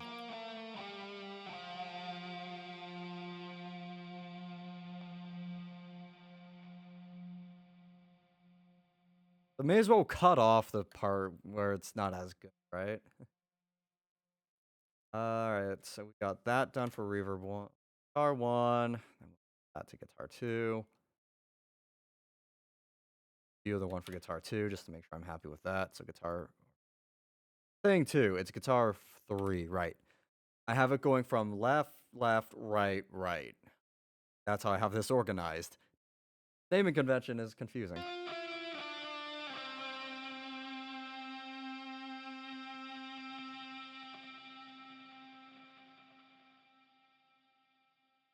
All right.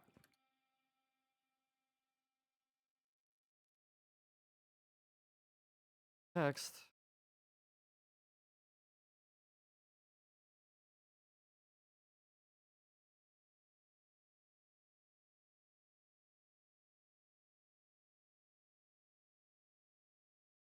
Okay. That's all right.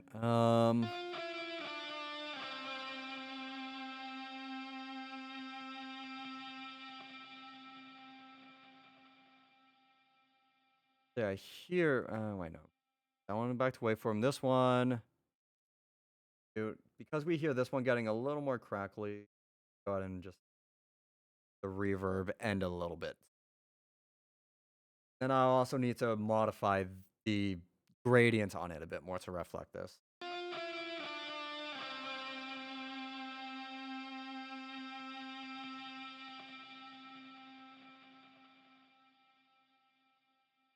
Maybe not. It's a good tail length, honestly. I like. Let's not worry about it for now. That's guitar 2, then we got guitar. Now we're on to guitar 2. Same thing. Waveform. Volume. Not volume, I meant.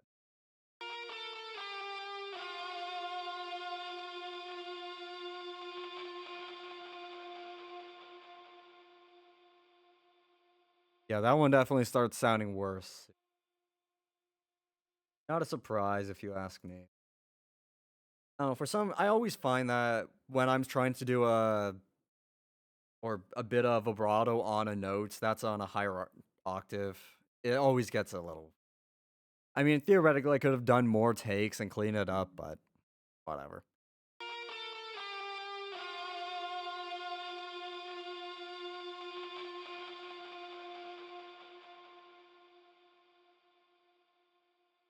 I'm actually going to go volume and have that go down a little bit. That's not affecting the reverb.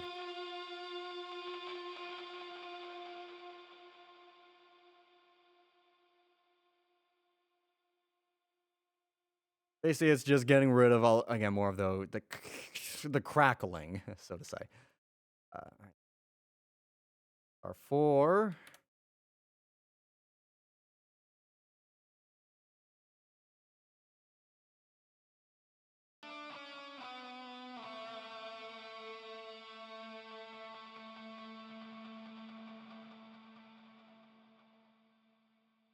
That one also has the crackling pretty bad. What the heck?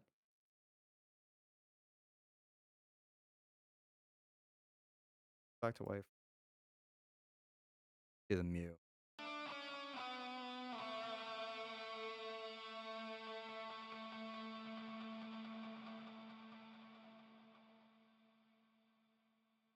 This one we're going to do a similar thing. Volume.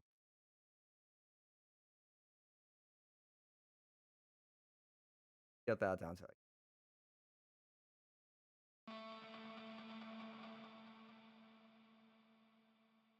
Yeah, that cleans up the end of the tail a bit more.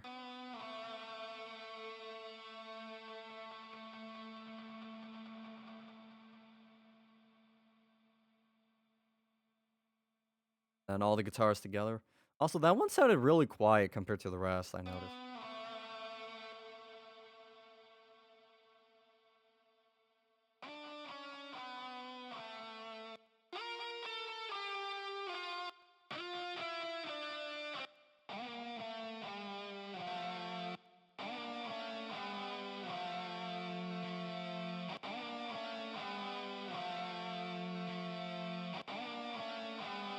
Just boost the volume of it a little bit more, and then all the guitars together. I have no idea why that one was turned down so much. That's weird.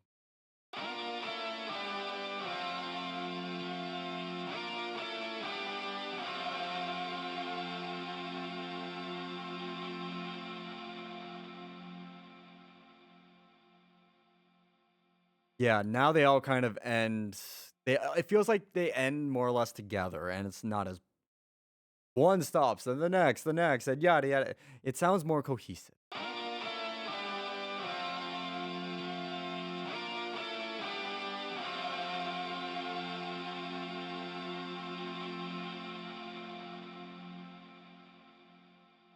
Do the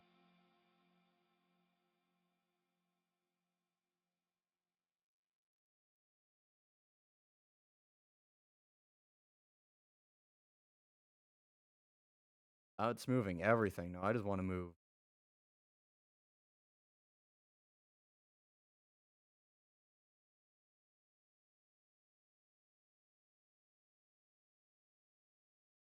There we go. Ah, that is the exact opposite of what I wanted to do. Okay, whatever. Just don't touch that then. All right, so then with everything,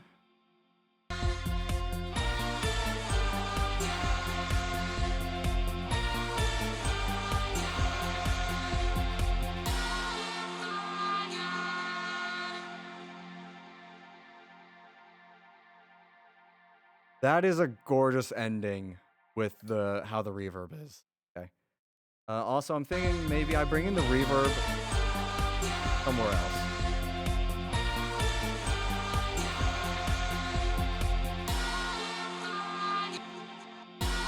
I think I bring in the reverb on this hit instead, actually. So I need to open all of these back up.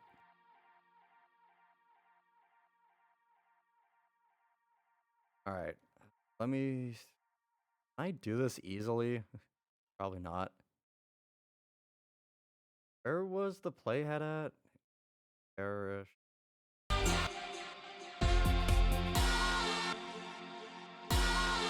Right here. Give me one over, and then we just give me the rest.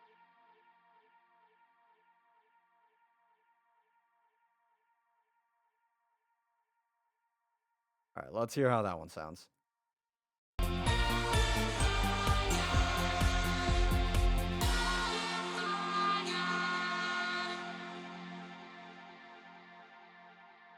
Yeah, yeah, that was much better. Because, yeah, when the reverb comes in, or when the reverb was coming in where it was, it just thickened up the sound immensely, way more than it needed to. So that keeps that under control. So.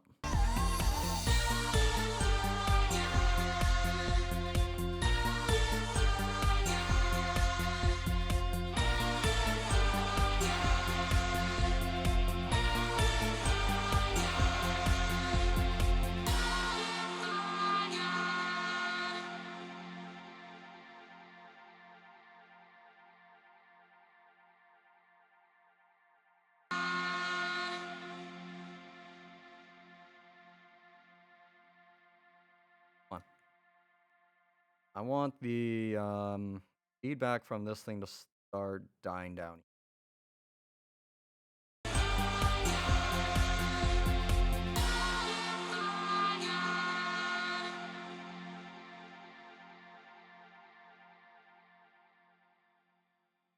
You know, I said I wanted to start dying down there. I think I want it dying down here. And I can manually control the slope at which it goes down.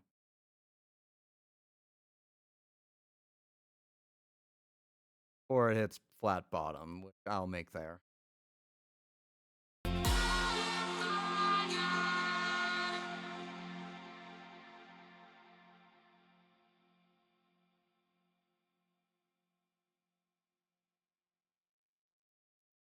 Okay, I was listening to the reverb tail there on the long verb. I might adjust that. Yeah, currently that ended pretty much here. Um, Let me listen to this again.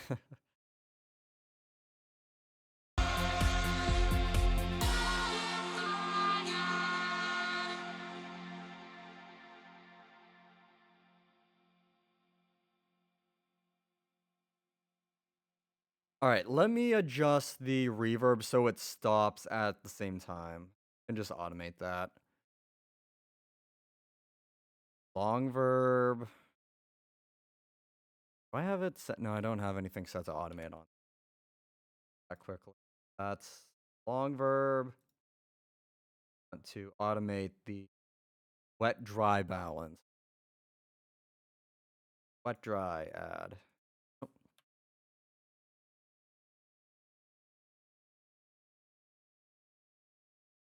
all we really know is we want to stop here. Don't need to actually open that up. Just take that from volume to wet dry.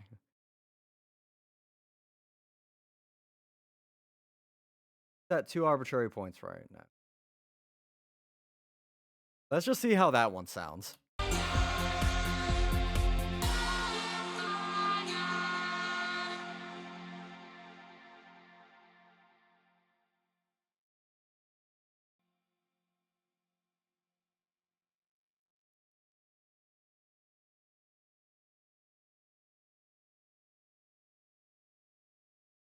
Just kind of arbitrarily draw dots like that. What you'll notice, or if you have it so it follows a slope that's more akin to natural hand movement. So basically, if your hand was on the fader and you're sliding it up and down, it tends to make whatever you're doing sound more natural. So when you're hearing it in the mix, it doesn't sound like it's just following a straight line. It sounds like it's following more of a curve. And that curve is typically more musical, since normally the mix engineer, me in this case, would be having it follow a trajectory that has a decay following a set rhythm, or a rhythm that sounds natural rather than just straight line.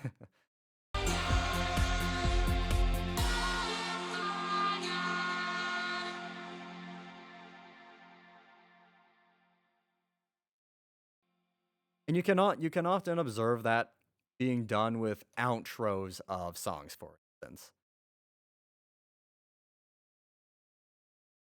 If the end of a song has a fade out, typically, yeah, an engineer isn't just drawing a line to cut off where it's typically more of like a bend or something. But again, it's to the engineer's ear, not some arbitrary fixed figure. Okay.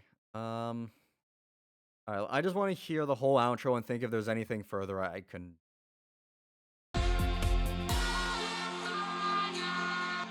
Yeah, here, let's listen to the full outro and just, or the lead up to the outro, and determine what's missing or what needs to be adjusted, what needs to be removed, etc. I want the outro done because I mean we're pretty close to being done, and why not?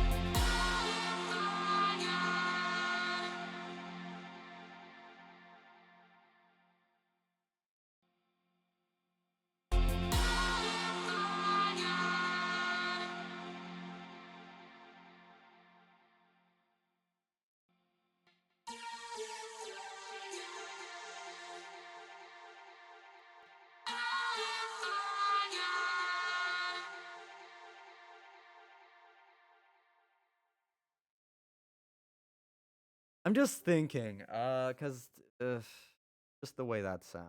Not bad, it's just I kind of want these vocals to kind of stand out a little bit. Let's maybe adjust that curve a bit.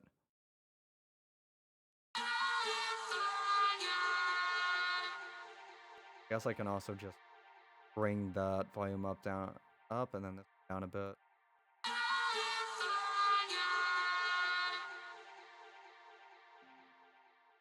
Context?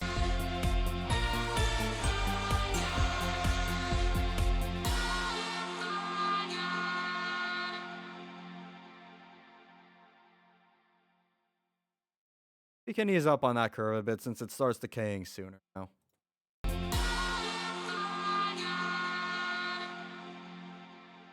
Yeah, that one works for me. Okay, so here's one thing I want to look at. What is the decibels or the volume difference between the end of the chorus and the start of the outro, because it seems jarring, and I need to fix that so it doesn't sound as jarring.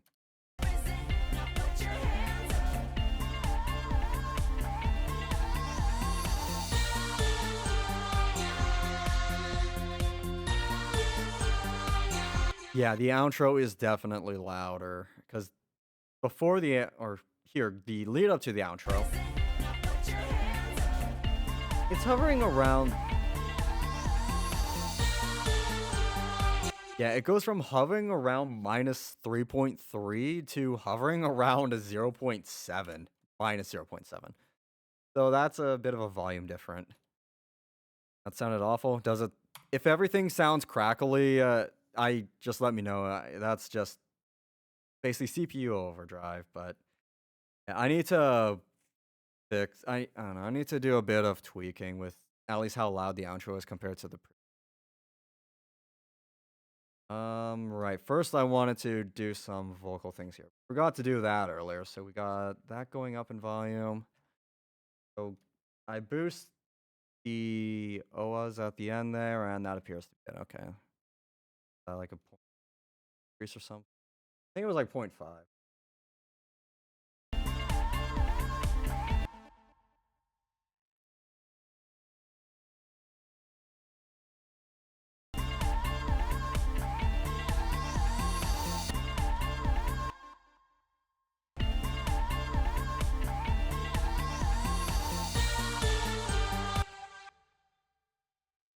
Do this.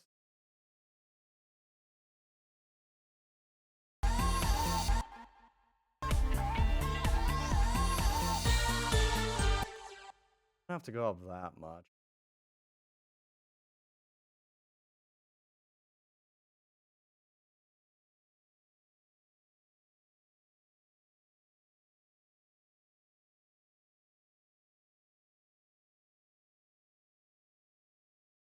Just sounds like too much Christmas vibe and it's off. Yeah, that's what we need to fix in the mix. I get exactly what you're saying.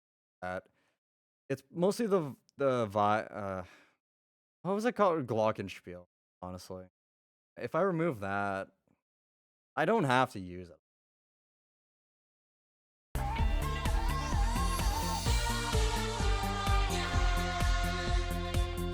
Glockenspiel. It's an. That's how you spell it. Don't ask. Honestly, probably just bringing that down might help. 'Cause I do like the chiminess it adds, but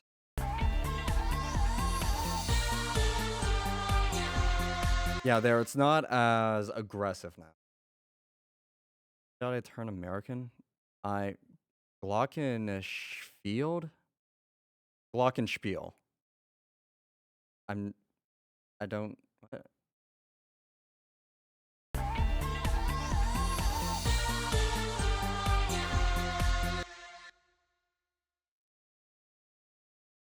That was definitely a part of that. It's just I never I saw before I turned that down. It was still at -1.5, which is kind of the flat level I set everything to, which is why it's so aggressive. Dog Hungry Must Theater. All right. Okay, I do need to. Did that fix the leveling alone, or do I still have to do more? I probably have to do more.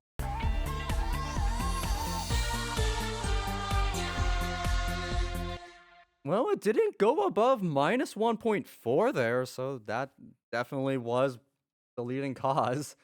I might need to turn down the vocoder a little bit there as well. Probably. What was that at? Plus 4.4? About half a dB.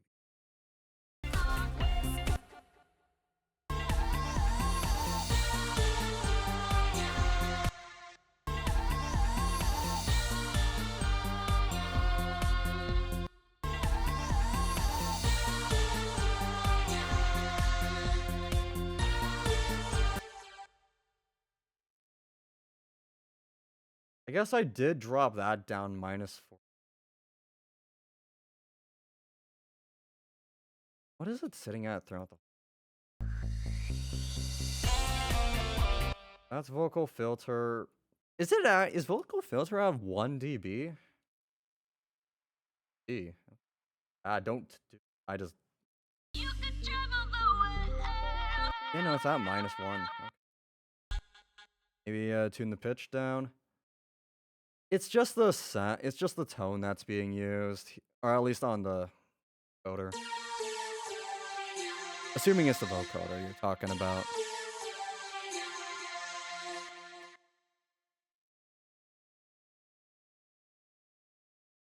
So how loud are these by comparison? Could probably boost that a little.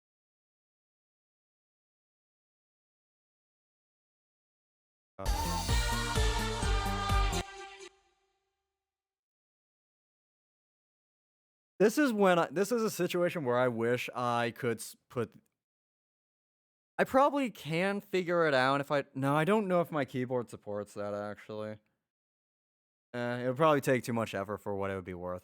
What I'm thinking or if I could or would, what I'm thinking is basically assigning the volume fader for the vocoder and the vocals, so that way I can just manually adjust the two simultaneously until I find a balance that I like. Because at the moment they're just arbitrary values that I assigned initially to deal with the problems that I had when I first imported this. By the way, you do not want to know what this sounded like when I first imported. It was I think this thing was like, I think this thing was peaking to like +7 or no, not +7. It was like +3 dB. Awful. But so there, what? No, sorry. Let me just, because as soon as I said what I could do to figure it out, I like the idea. I have to do something specific in setup, not here. It was something like I have to assign HUI control to. Let me see if I can assign HUI control.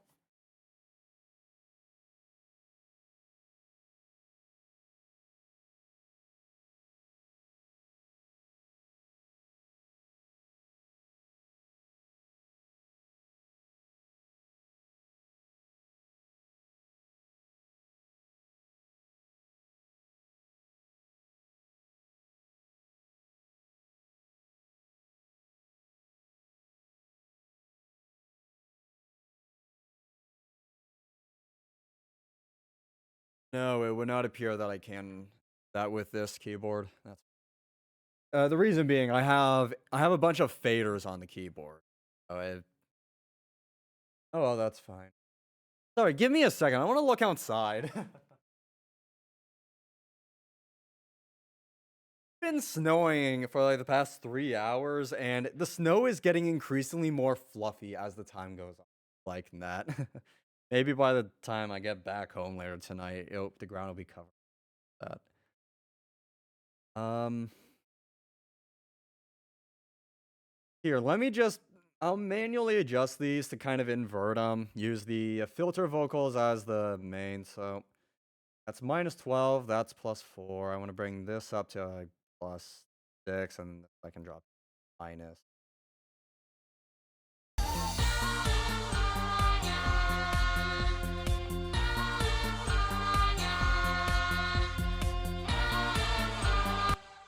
I think I rem.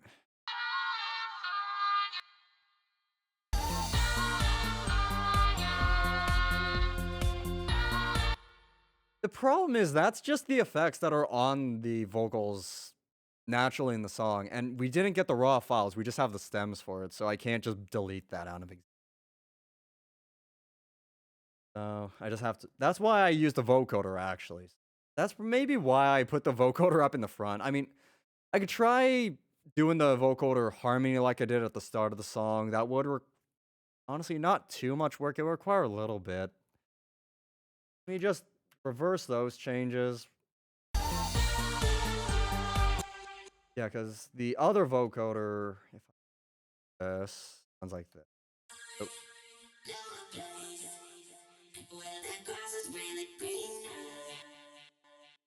You know what? It won't take too much effort to do that. Let me just do it and see how it sounds. I will have to mix it in, but that's not that big of a deal. Let me know if the audio starts getting crackly, if it hasn't been already. Yeah, I just have to. So the song was originally written in Reason, then I exported it into Pro Tools for all the mixing and mastering. So that's why I have to open up a different program to do this. Not that it's a big deal. Oh, oh God, I forgot the mess that I'm dealing with here. So where are the vocoders? Down here. I have to take this, bring it up a track, and hear nothing because it's muted.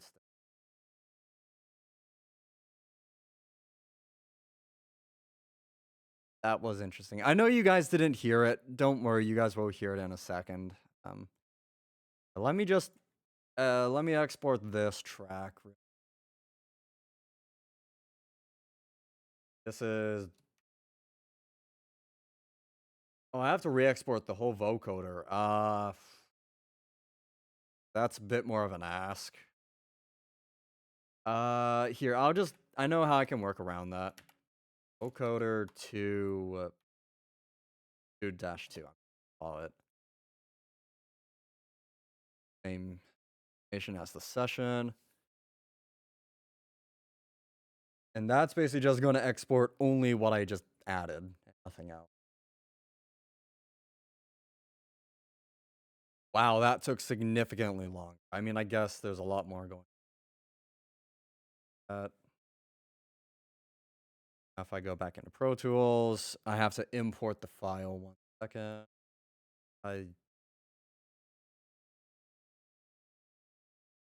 Okay. Yeah, that's not import.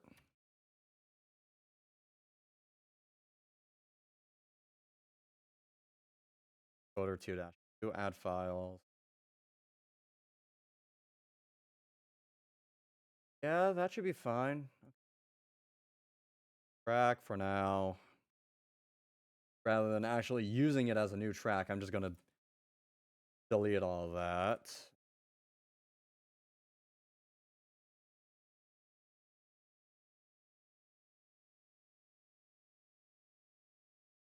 That and drag this straight up.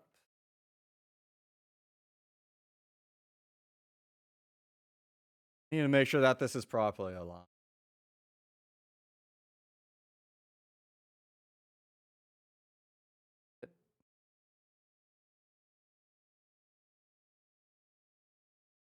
That is a. Okay. Sorry, weird text saying I just finished a phone call. How do you rate your. I didn't. Whatever. Not my problem. Straight up. Make sure that these are in sync.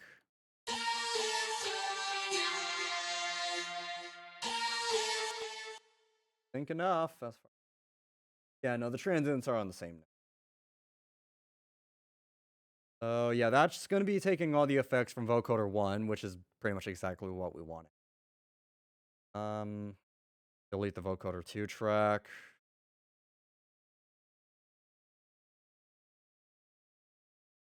Oh.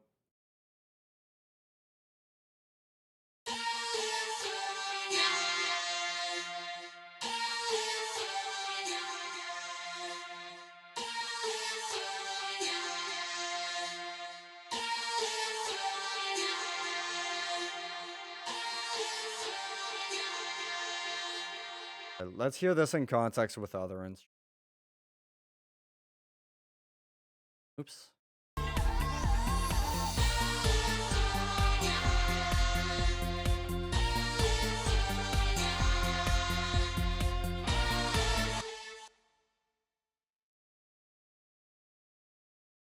It's not necessarily bad. It's the thought going through my head right now is this is going to take a lot of finesse to make it sound right.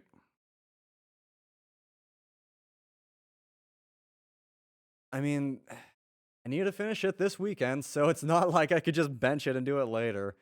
But what I am gonna do right now is, no, we're just sitting down. Just no, no delays. We're just fix this, fix this, fix this. This is what I'm here for. I would be doing exactly the. I mean, maybe I.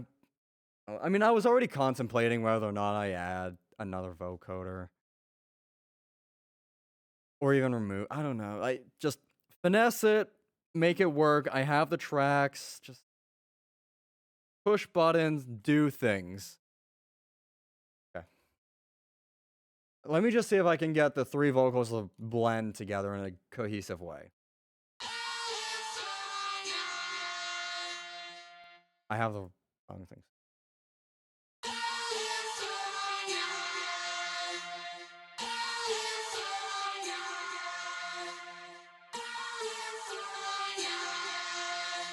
Yeah, so the new vocoder is definitely a little bit harsher.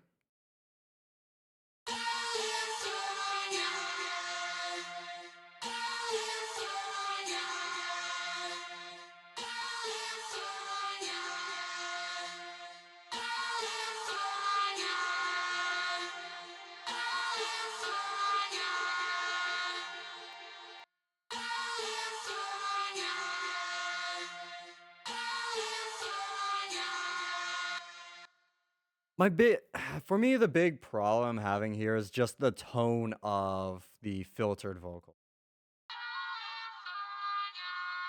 which sounds great on its own, but when you start,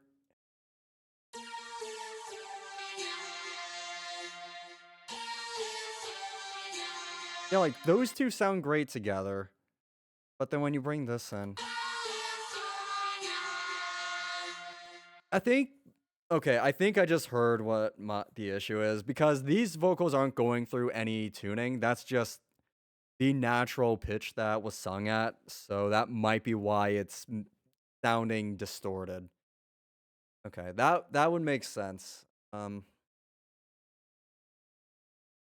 but then just if I do just these on their own with the rest of the instrumental, and then leave that muted,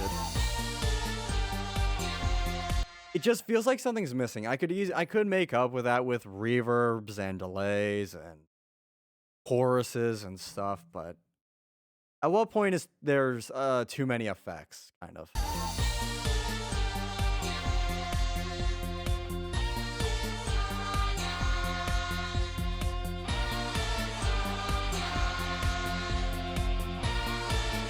I think okay.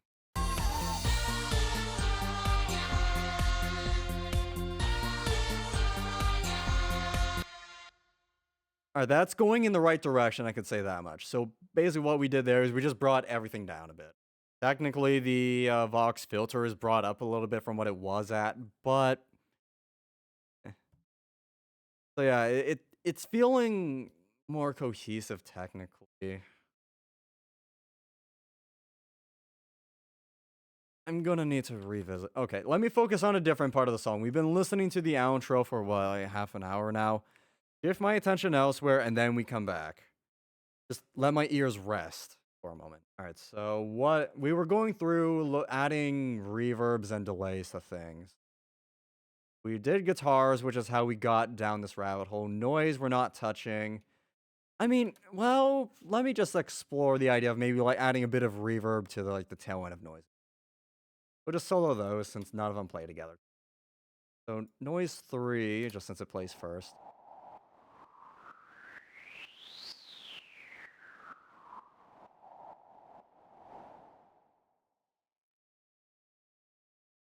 I mean, that kind of ends on its own naturally, I think. Noise 2, just mute noise 1. 1.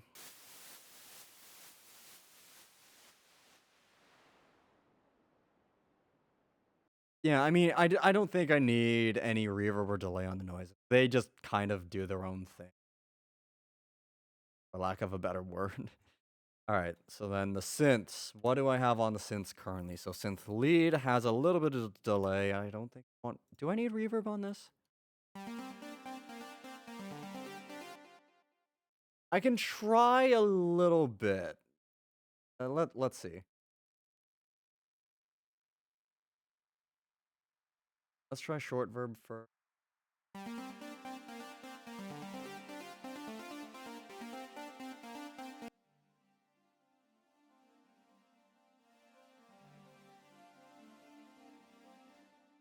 Yeah, that's why I wanted to go to pre-fader because I wanted to hear how this reverb sounded with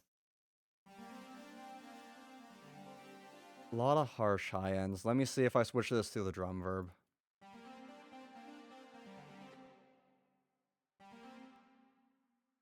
It is a lot warmer since there's a high cut frequency or high cut filter. Uh, let's hear this and hear these in context with the synth itself.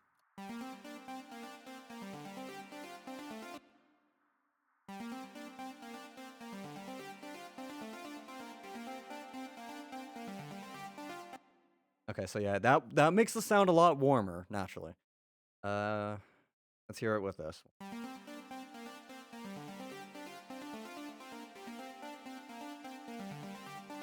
Yeah, I think this one will use the drum verb.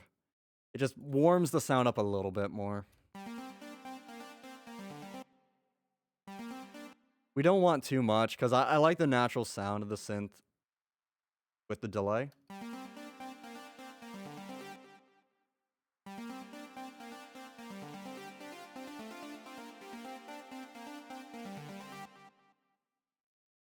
Yeah, that's fine. All right, I'm fine with that sound. And then synth filter. I mean, we have bit of stuff here and there for what is it mostly? We have delay. We have a short delay and long verb. Long verb triggers elsewhere. I think because of the nature of this one, we're not going to put any reverb on that. Hey, Max, how you doing? Yeah, we're not going to put any extra reverb on this one. I think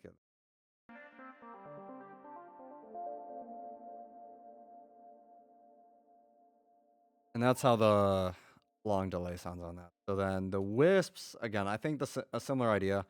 We're not going to put anything on that just because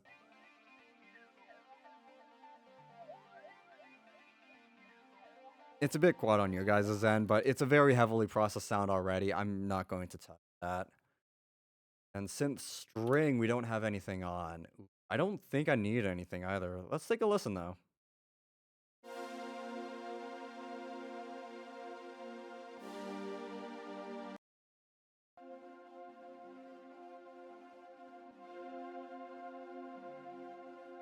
Oh, this is still on pre-fader. That's why I was hearing the lead.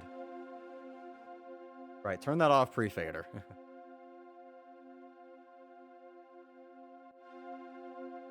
Yeah, all right. So I want to explore just a hair little bit of reverb, kind of like what I have on the synth lead. That was drum verb. I'll just copy the entire device.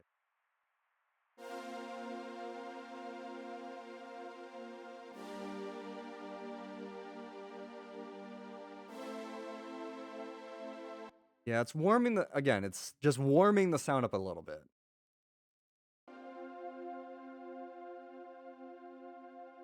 And in the case of here, it's actually thickening it a little bit since it's such a quiet sound already.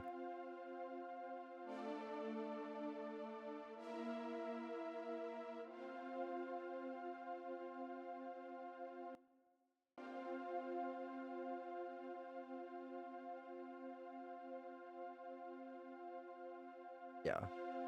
We're not going to do any more than that. It's just it just adds a little bit of something.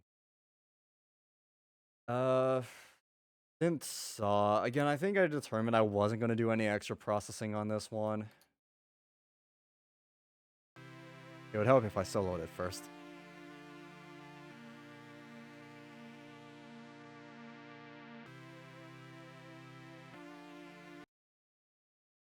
Maybe a little delay or little reverb, just something. A little something.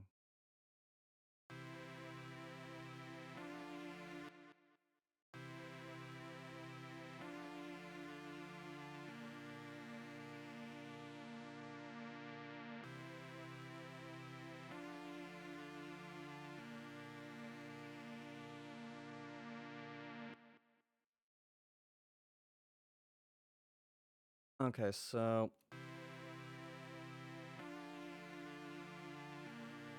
yeah, it just adds another level of depth to it. It's very subtle, but I can hear the difference. Yeah, just All right, so basically, it just sounds like it slightly makes the sound a little bigger.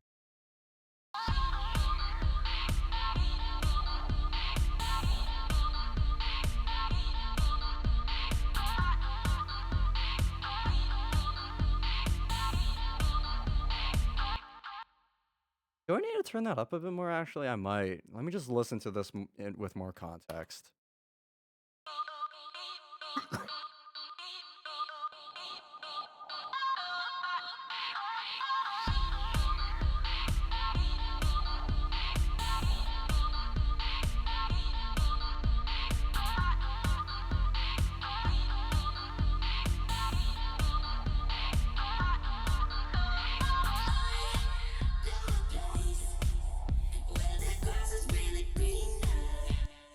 Given that this is the only part of the song that this synth appears, I don't have to change too much with it. Kind of just like a touch up more. It's more of a touch up situation.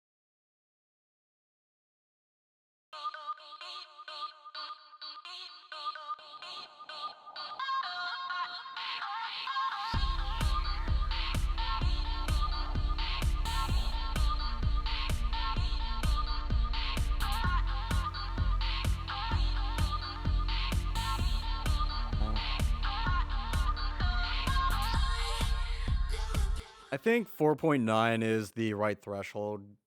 5 was kind of teetering it, but as soon as I went above 5 there, I noticed it was kind of starting to be a little overpowering. I just dial that down a little bit. So it's up a little louder than it was. Got it that little bit of delay, adding a little more body. Yeah, okay. Sounds fine. Next. So yeah, I think all the vocals have already been processed with all the effects I'm gonna use on them. Vocal harmony actually has nothing. Hang on a second, but it only appears a couple times. I don't. Doesn't need much. Will melt your popsicle. Now put your hands up. Maybe a little reverb. Maybe. Will melt. Hang on a second. Will melt your popsicle.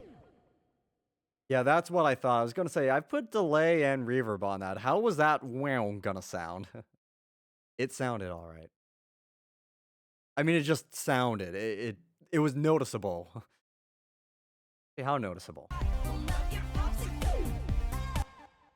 You can hear it in the mix, but it just sounds natural in the mix, so I'm not concerned about it. Okay. Will melt your popsicle. Will melt your popsicle. Will melt your popsicle. Maybe we just put the same effects with the same, maybe a little less reverb. Will melt your popsicle. Now put your hands up. Yeah, I think I'm okay with that. Yeah, no, I think that's a good addition. I just never got around to working on these vocals because I've been focusing on literally everything else. Okay. Um.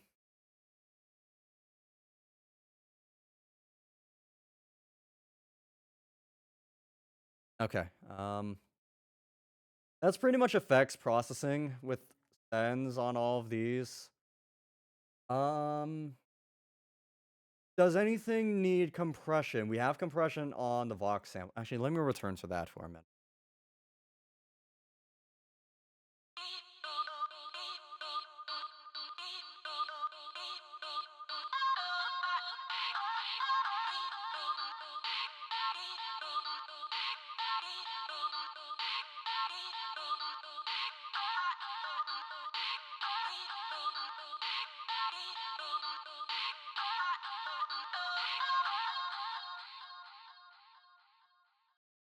Okay, so it peaked down at 8.5 at the highest. I'm not really. I should have. Why was I looking at peak? I need to look at RMS, which is basically the green bars bouncing up and down. It's the meaningful average level.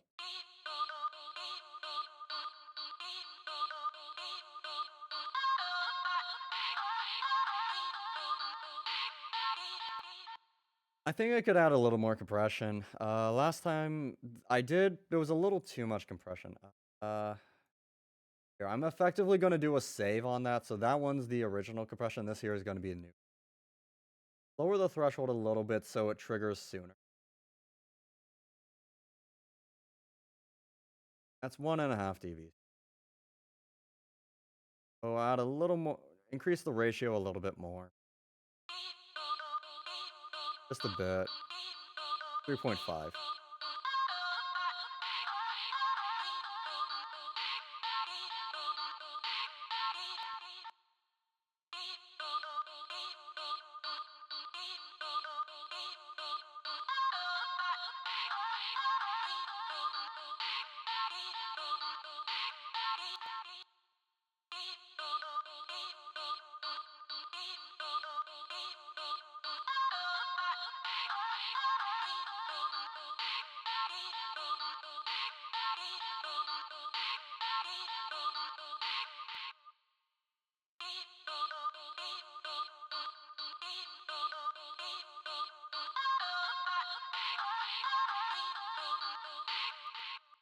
Okay. So yeah, we're hitting the compression a bit light here.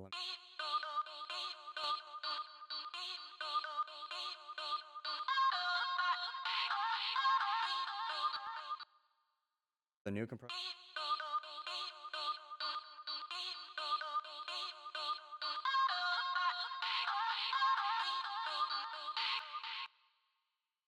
Hair more makeup gain since it's still not properly gain stage technically.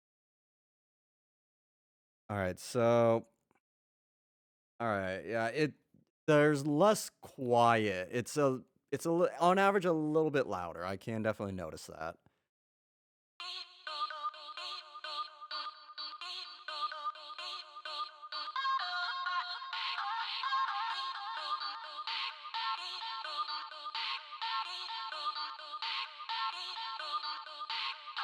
Okay, let's hear how that sounds in mix.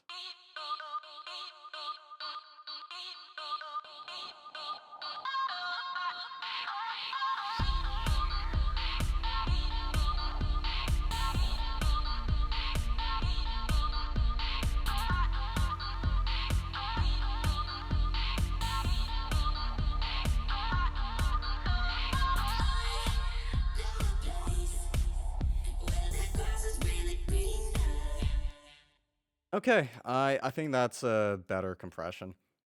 So yeah, basically what I was thinking, what was going through my head there was, or the reason for all that changes, basically look at how varying these levels are. It's not consistent at all. Compression obviously brings down the high peaks, and then you use the makeup gain to bring the low peaks back up, so to match where the high peaks are. So basically we're just squishing that down and making it the same volume. So it's basically a more consistent performance. This happens over here as well. Let's hear it.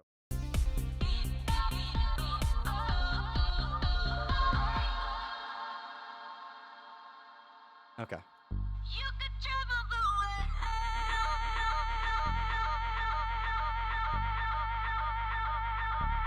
nothing compares to the golden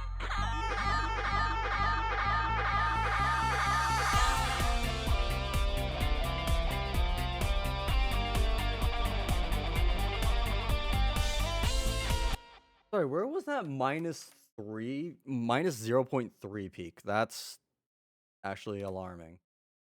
That's something I'm going to have to do. I'm gonna have to go through the entire song multiple times and try and figure out where all the big peaks are and bring those down.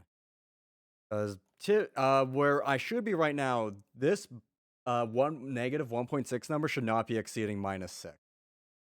Which I mean, I can easily fix that just by making sure all of these levels are 0. Just no, I didn't. Up. How far? Let me see how far I'm bringing those down. Bring those down by -2. Send all these back to 0. Essentially, that's what I'll be doing. But it's where the spikes are that are almost peaking. Those are the ones that are concerning. And once I find out where those spikes are and I deal with the transients there, that's when I can actually start mastering where I'm trying to bring that -6 up to like a -0.3. But that's again probably not today, Especially since I know I'm on a time limit now. That was around here somewhere. Let's look at this.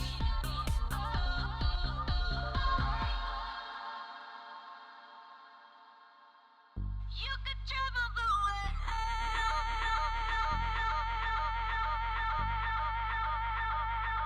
but nothing compares to the golden coast.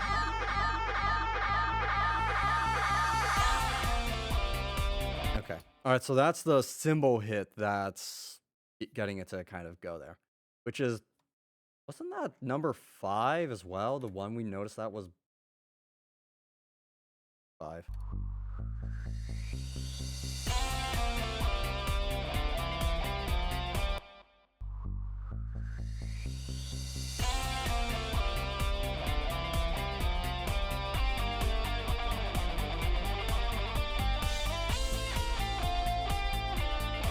Okay. We'll leave that as is for now.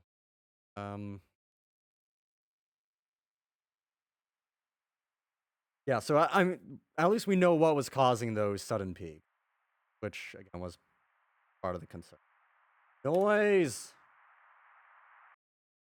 God damn, eh. All right, what else needs tweaking right now? What is that bass sound? I mean, it's probably fine. I don't think I want to be touching the. We wanted the sudden starts and stuff for that. We've gone through the guitar stuff. Wait, did I ever? Yeah, I did modify the end of the song, right?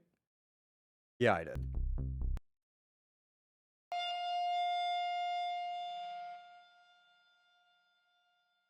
Pretty much doing the same trick that I did with the outro with having it flip on the long reverb right at the end.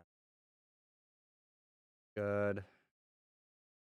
Noise we determined is pretty much doesn't need to be touched. I can probably manually adjust the volume of different noise peaks. Yeah, let's actually.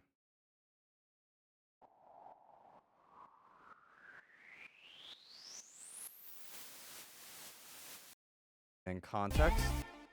Close to the golden coast.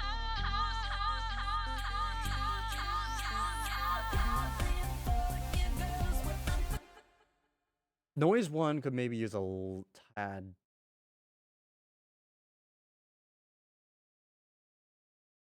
Close to the golden coast.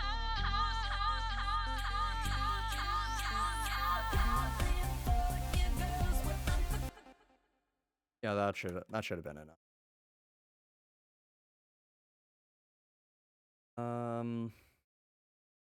Synth lead.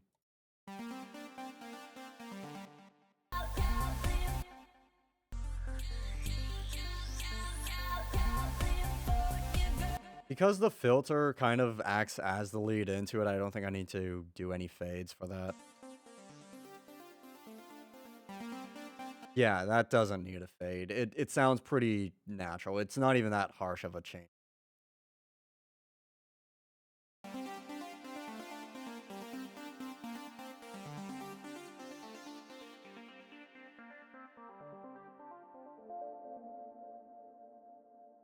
That's fine.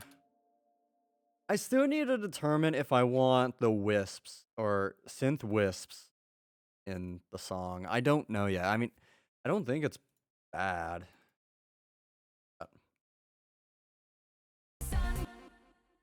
So this is what it sounds like for what you're listening.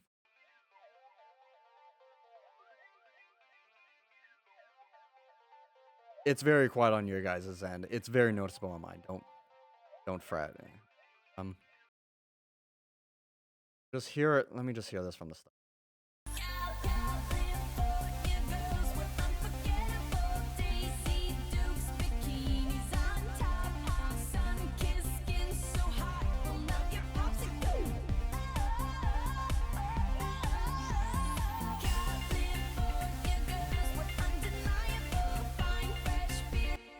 Yeah, they're saying it just adds a very, very subtle texture to the song.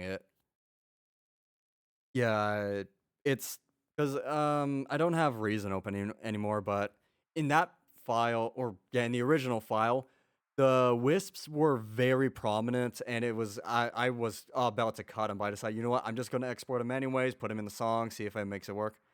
Yeah, they're fine. They don't need to be. That noise, however, does. um, that's there. Synth strings, are they too harsh? It's a slower attack, so inherently no.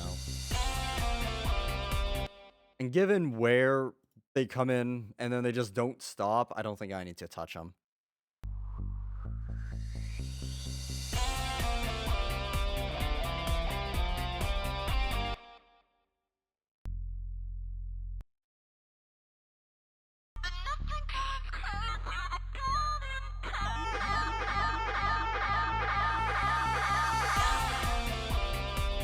Yeah.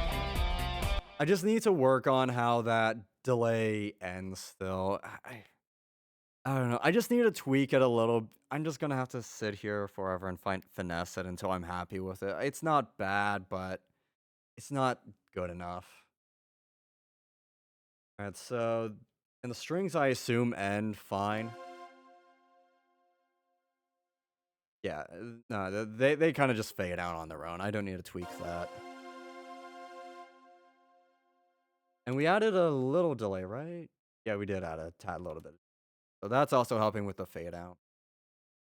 So then block samples. I know that fade out. This fade out's good, right? Yeah, it should be. Oh yeah, and then the starting here. Context.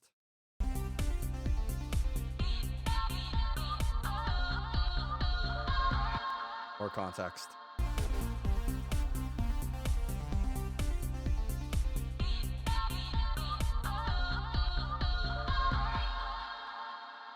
Even though the start is harsh, it aligns perfectly with when this synth turns off. So I feel like that's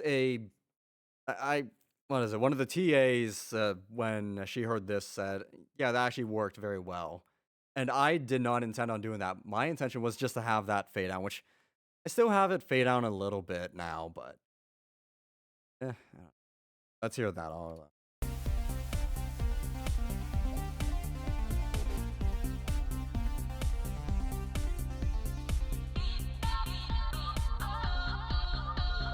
Yeah.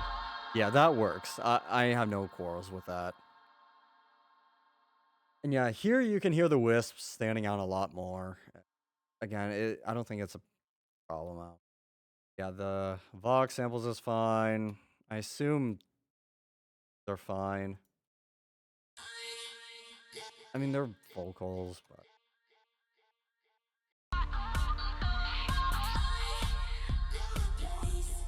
yeah, I think if I did like a fade into that, that would just be weird. I think it's safe to assume the vocals are probably fine.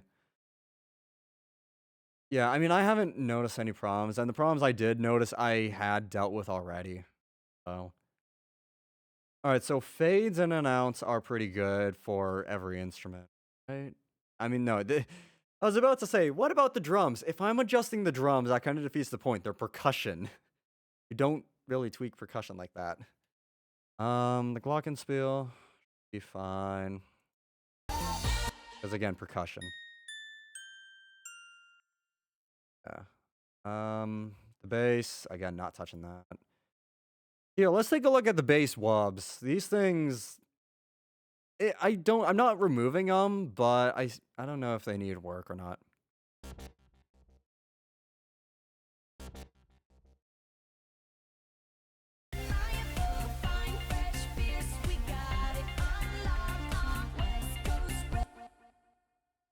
I mean, they have a wide pan, so they're not center. It's just in the mix they sound center because there's already so much other stuff going on, but I'm not going to change that because that would just. Yeah, so I mean, the sound is. Yeah, it sounds like it's coming from here.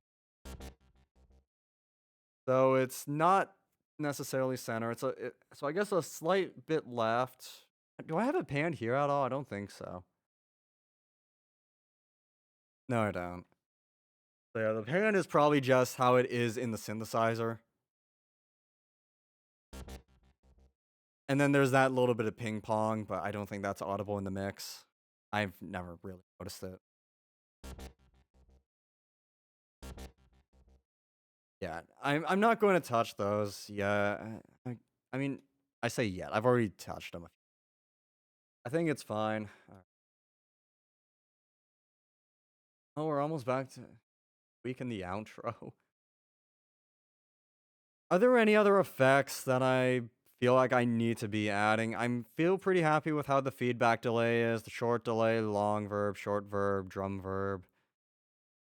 I'm still want to hold off on the mix buses. So it doesn't seem like I'm going to actually. I do have the vocals running into the vocal bus, the drums, drum bus, and guitar, the guitar bus.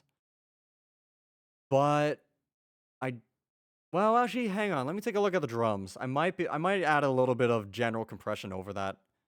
Not compress. I could maybe do a little compression, just a little bit, because we're going to be adding a bit more compression once we head to the mix bus, and then the ultimate form of compression in the master bus. But we're not touching mix or master today.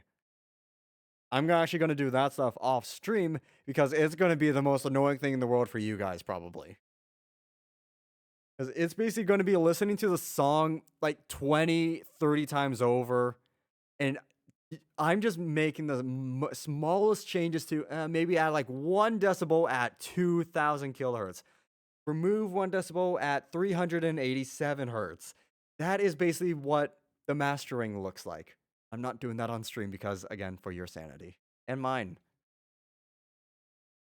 All right, so yeah, let's see here. Let's see if we can add some drum verb or something. Wait, I could just solo this. No, I can't because it's solo saved.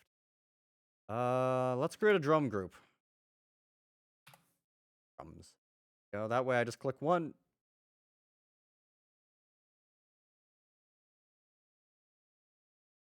Hello?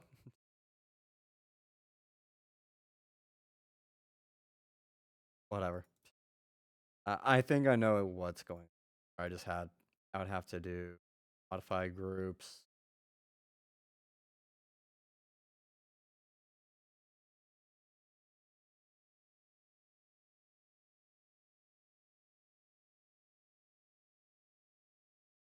Modify group drums. Somewhere in some setting, in some place. Like, move the. There's a lot of setting sub menus and whatnot in Pro. Yeah, so they'll mute together, they won't solo together.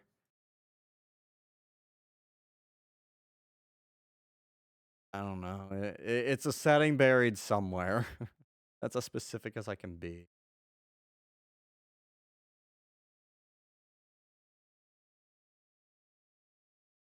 All right.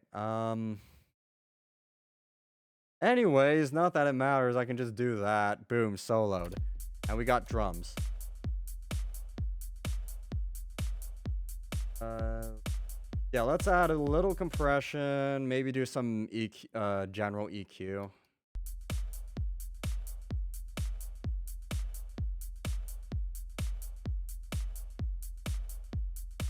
Start with a little EQ.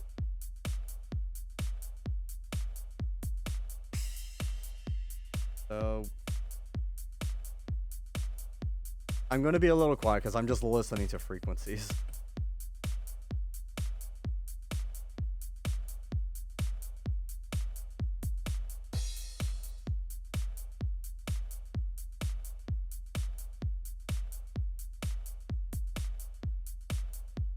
That's hitting the kick a little bit harder. Can add a bit of air. I won't say no to that.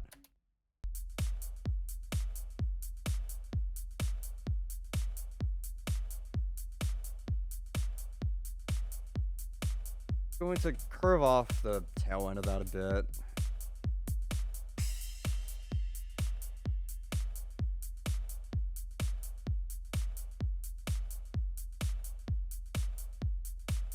We do a little cut around here.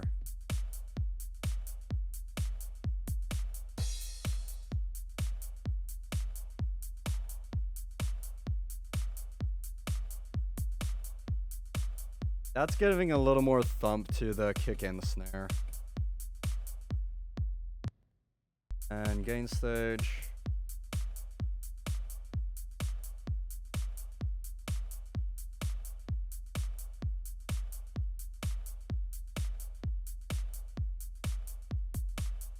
Actually, just because of how prominent the bass is, I'm going to just dull the bass here down a little. The sub frequency.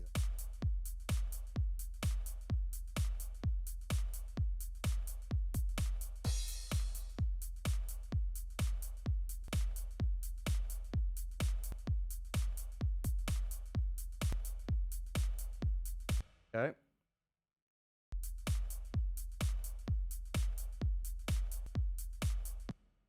That's a little bit, then a little bit of compression. Here, no, I'm gonna save the LA2 for when I get to the mix bus. Here we want just a little bit of. First off, what is the peaks? 3.4 I saw there. Yeah, let me just pick a section and loop it really quick, just so I don't get the cymbals in on this. I just want to hear just how I'm affecting all.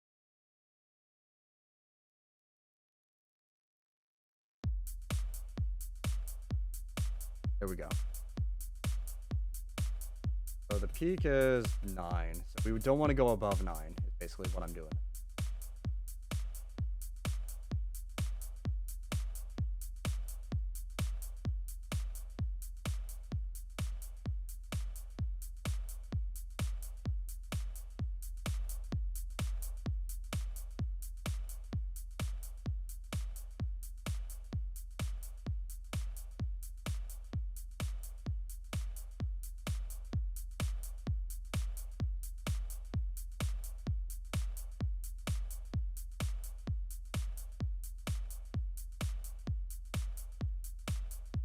So with compression.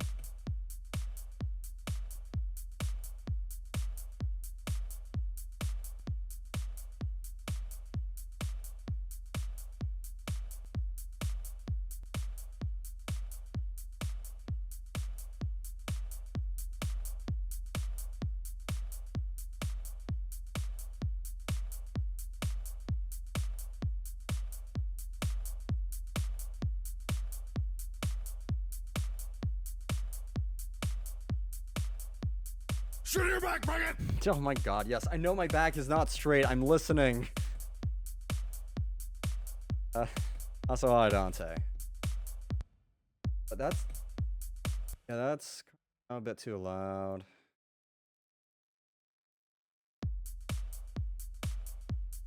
No excuses. I know. I'm just eyeballing these pixels.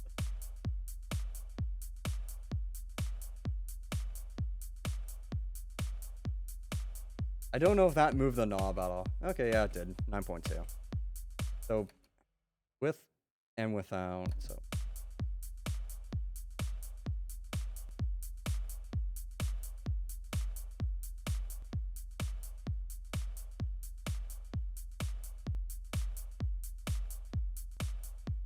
I don't think I need to do I mean, I could do lighter compression, I guess. Yeah, well, yeah, I'm just gonna skip compression on the drum bus. I don't think. I prefer how it sounds without it. But now this is my thought. At the same time, it still will at least get the cymbals under control when those come in. Feedback.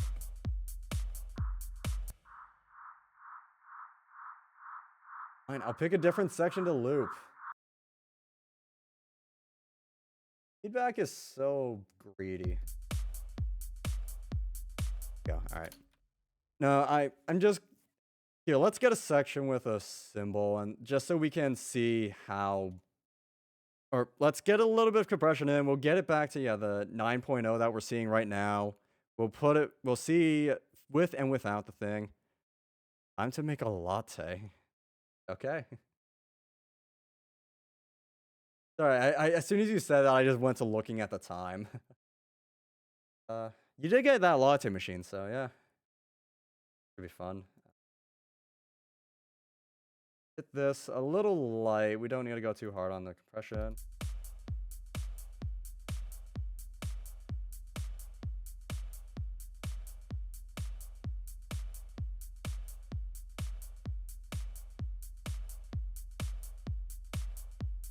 That's a very light amount right now.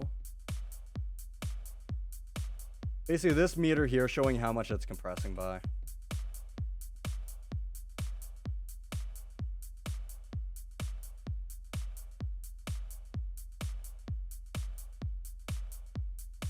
That's compressing by about half a decibel. So we'll call that fine.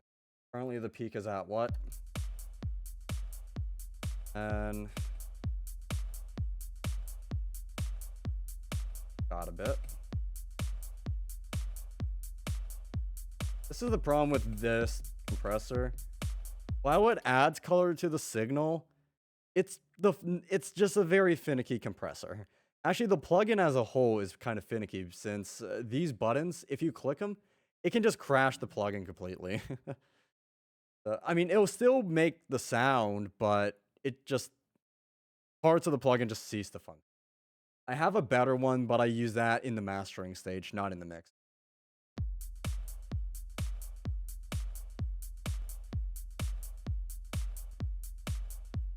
All right, so that's let's hear. Where's here? We got a lot of symbols over here. Let's see. Without first.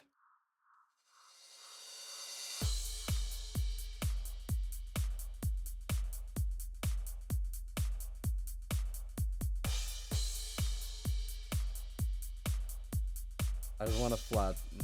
I mean, they should show the same thing. Yeah, without the compression, we're seeing a -7, 8.7.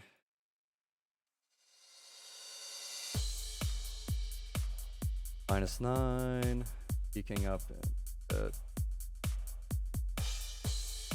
It is a slower attack, so it should let the transients from the cymbals through a bit. Don't ask me how it makes sense, but 1 is a slow attack on this compressor, whereas 7 is the fast attack. I don't know. I think it'd be the other way around. I don't know. Similarly, the release, 7 is fast release. 1 is slow release. Makes sense of that. I don't know. Again, I have better ones for other uses. Alright, so yeah, I think we'll keep that, because also, that's the thing. This compressor adds a little bit of color as well to the drums. Make them sound a little better. And since we're adding that on the drum bus, that's that sound. We have the guitar bus as well. Let's listen to the... Wait. Oh, those are also going to the guitar bus. I think we only want the harmony going to the bus, since these ones are handled differently, actually. We'll just send these straight to the mix. Mix bus. Bus. All right. So in the mix bus, there we go. Drums or guitar. So we're pretty much just working on the harmony at the end here. How does it sound? Oh, let's get a loop of it first.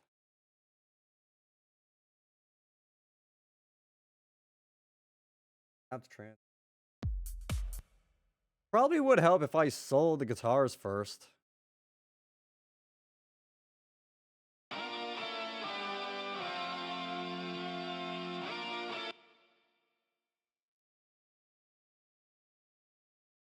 About there.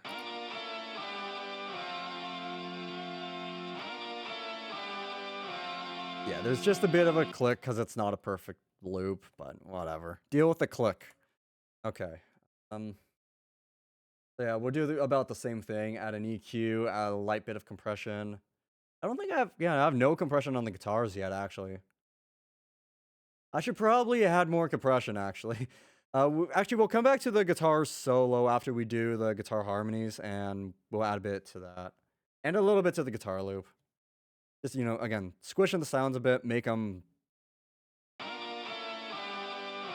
All right, I really have to look at the time now because I got less than an hour before I have to run.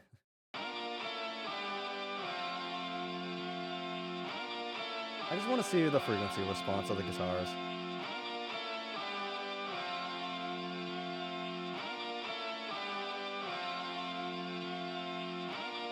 Okay. I'm just gonna keep this open while I'm working on the guitars. Ew. I opened the wrong plugin. Oh shoot, what did I click?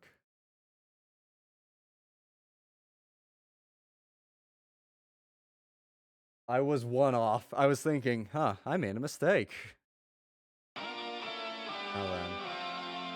What do we need? I can cut a little bit.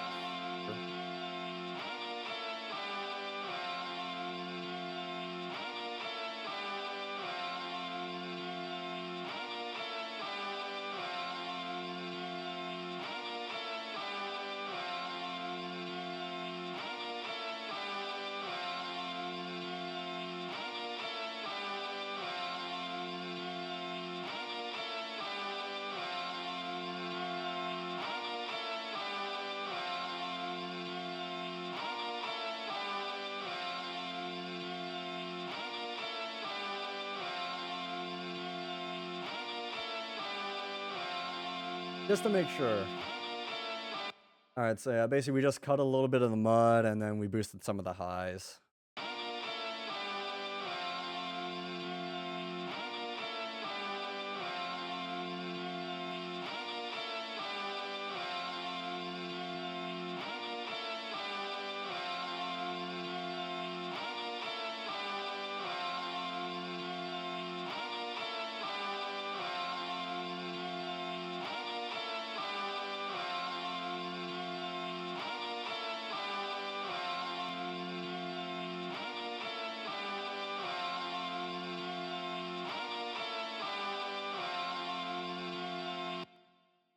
Okay. I think I prefer how that one sounds. I don't know, they're both kind of different sonic character, or both different sonically, whatever. So without the compressor,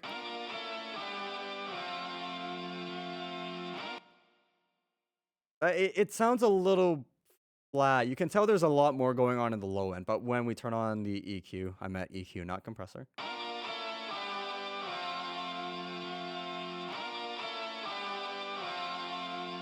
It feels a little brighter. You've got a little more action in the high end. The low end is kind of more out of the picture. I could maybe just weaken that a little bit by 1 dB.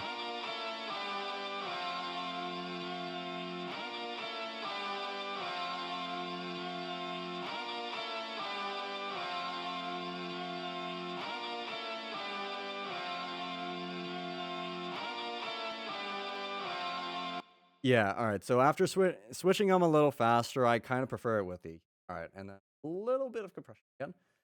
So first, so that. Pretty much registering -10. Okay. I just want to see if I copy the exact same compression. I'm gonna have to adjust it though.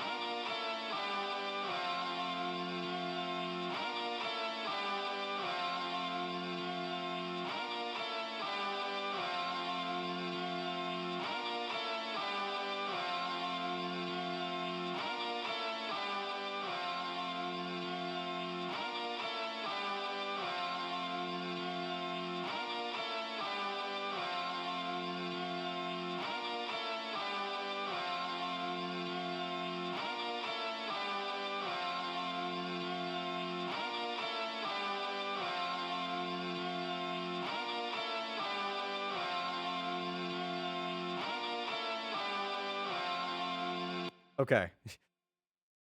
Mocha latte acquired. Nice. All right. I think that's enough compression. Let's gain stage that. So how loud is it?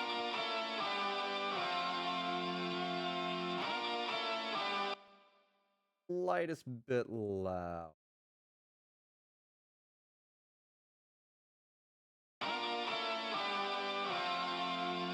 That's good enough.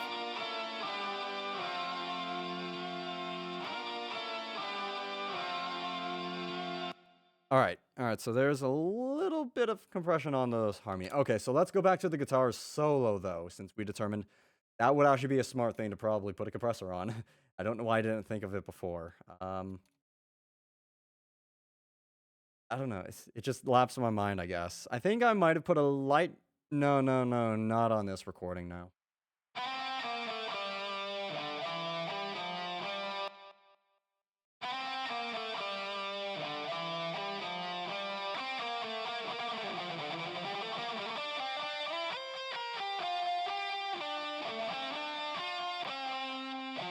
Yeah, I'll use this one instead. So, we don't want to hit it too hard. We want to just let the natural vibrance of the performance come out.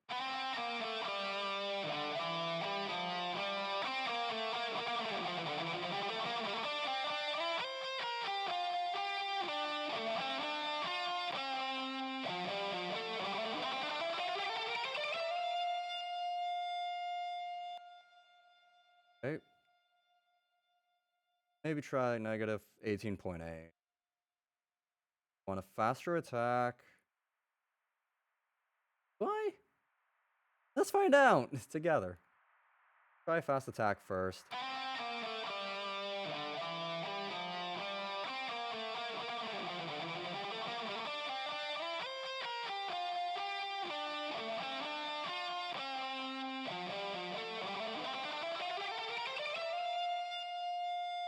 Slightly slower release.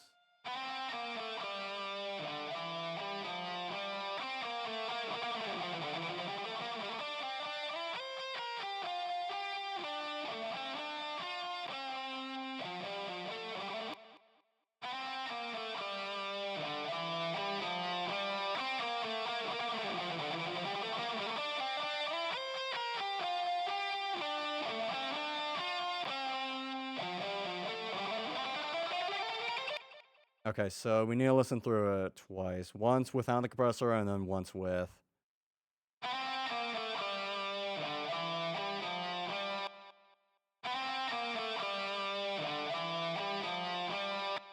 That is actually a noticeable difference. Which, I mean, look at how much it's compressing. That's the, right, you can't see my finger. That's this black bar on the side here. Typically, if you're hitting the compressor, you don't want it to dip more than -3 dB approximately. Obviously, there are times where you want to hit it harder, but generally speaking, -3 is about a good amount for most applications.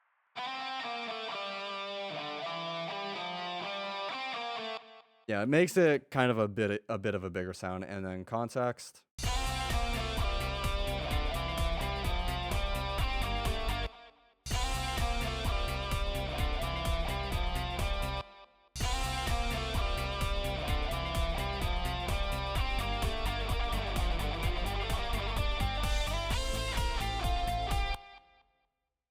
You know, I should probably put the compressor further up in the signal chain. It's supposed to be before effects. Doesn't have to be, just generally supposed to. At least if you're... so theoretically here...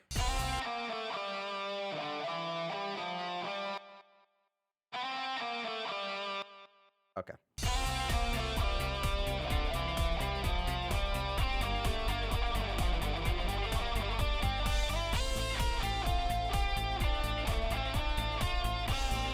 Okay, that's a good... I think that's a good amount of compression. I have no quarrels with that. Yeah, basically it just kind of made this the solo feel a little bit fatter in a good way. It just kind of made the quiet parts a little bit more present. Much like this noise we're hearing. Okay, then the guitar loop I determined I might want to target as well.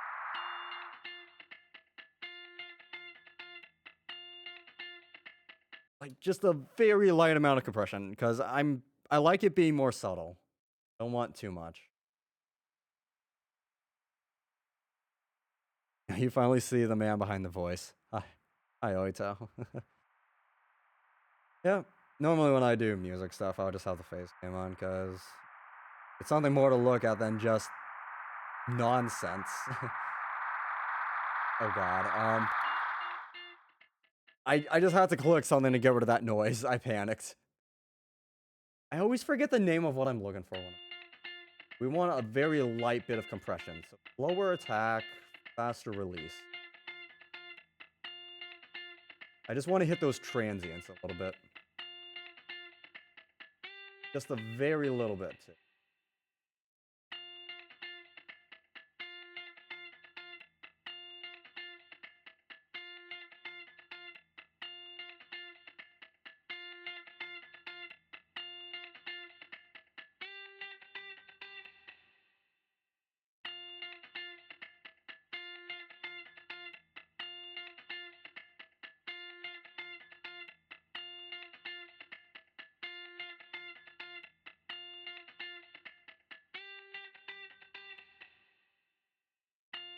Fine.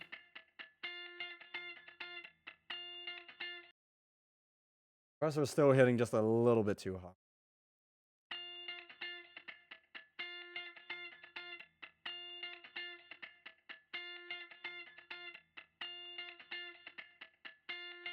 Okay, yeah. Alright, that's good there.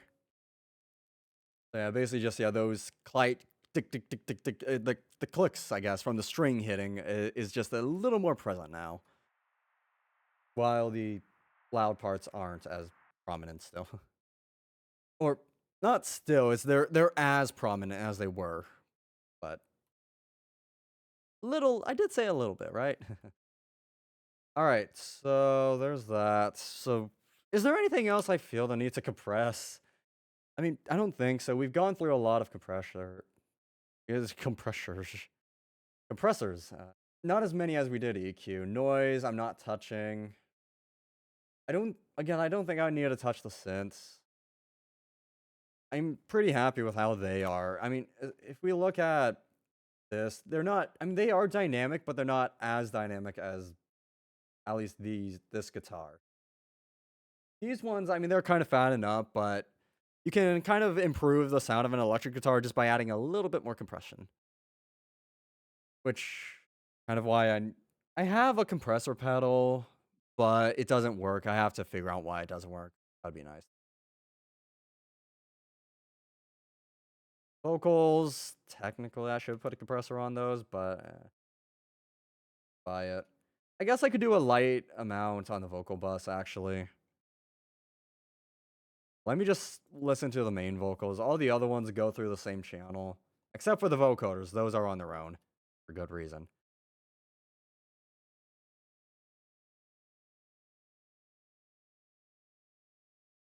Your girls were unforgettable. Daisy Dukes, bikinis on top.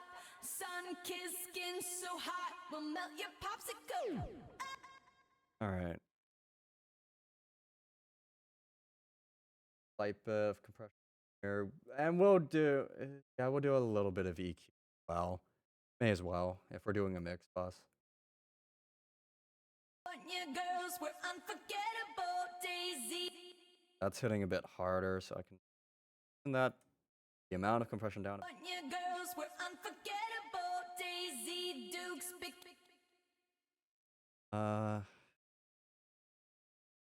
Your girls were unforgettable. Daisy Dukes, bikinis on.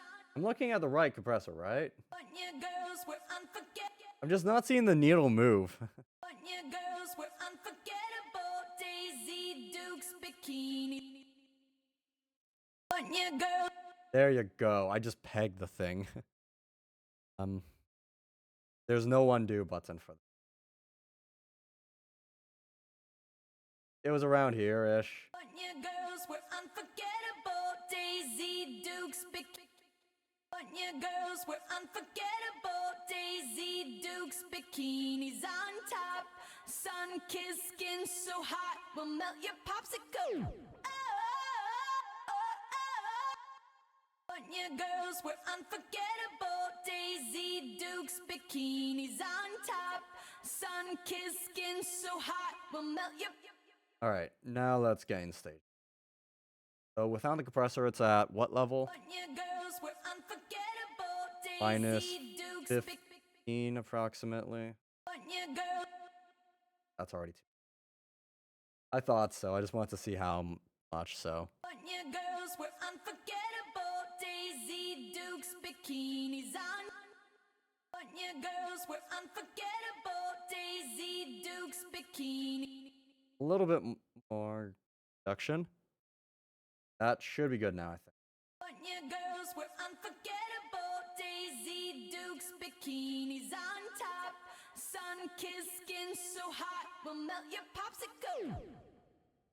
That made it to, so getting to that drop there, we hit minus 14.6. Bypass. Your girls were unforgettable. Daisy Dukes, bikinis on top. Sun-kissed skin so hot, will melt your popsicle. Yeah, all right, that's about the same. That's pretty much the same. So. Your girls were unforgettable. Daisy Dukes, bikinis on top. Sun-kissed skin so hot, will melt your popsicle. All right, and then that's going to affect all the vocals. All the even things like this. This is what I'm concerned about. So let's hear how this sounds. All right, here, let's see levels without the compressor first.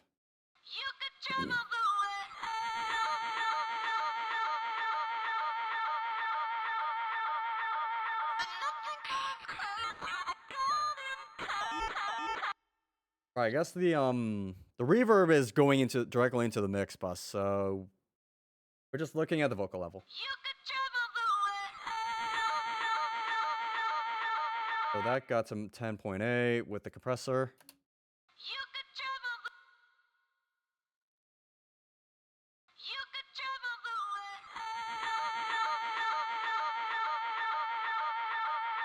That was notably quieter, actually, by 6 dB. Okay.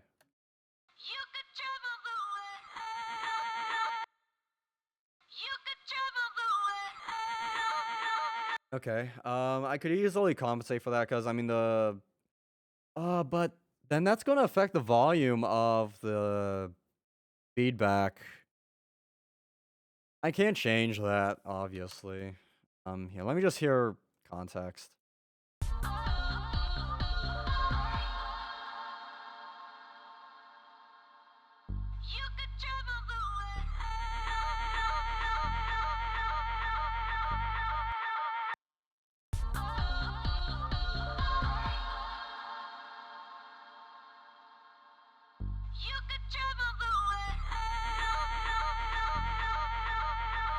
Okay.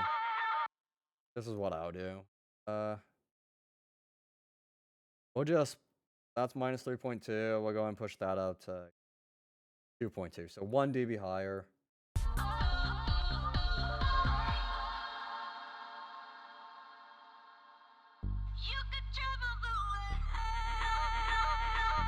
That only changed by 0.1. What the heck? How much is this being pegged by?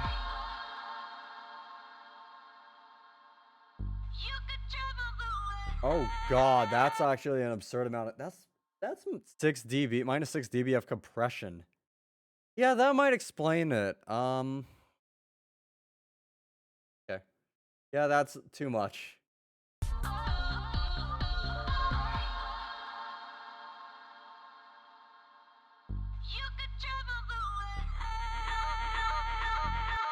All right, this is what we're gonna do instead. We'll just shove it onto the main vocals, and we'll just leave it at that. I mean, all the the main reason for the vocal bus is so that way I can turn all the vocals up and down at the same time. But you know, to be fair, now that I'm thinking about it, it's completely redundant because the filters are processed their own way, the main vocals are processed their own way, the harmonies processed well about the same as the main vocals actually. And then vocal distortion is its own beast. So yeah, okay. Got it.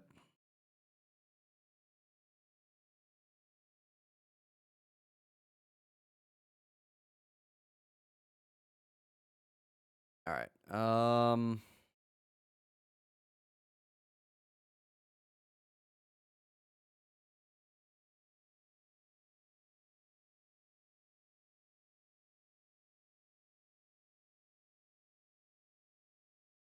Okay, so yeah, well, not bother processing those. That means I need to bring that. Oh, I already did bring that back down. Cool. Um. Okay. All right. So this is where we currently stand. The mix is. Why did I just see that shoot back up?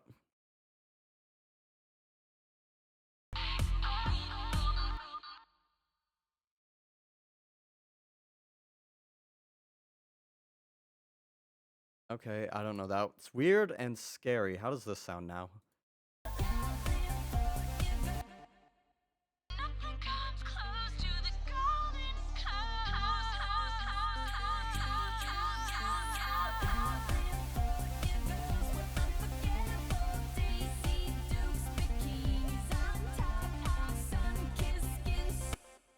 Automation.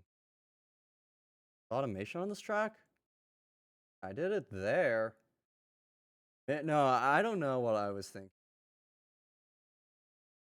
Who knows? Whatever. It's probably just because I was selected here that it threw me through a loop. Yeah, I think that's all that it was. All right, we're good. You could travel the world. I just realized something. When I pulled all the volumes down, any track with volume automation on it did not move. That's a reason for having these buses, I guess.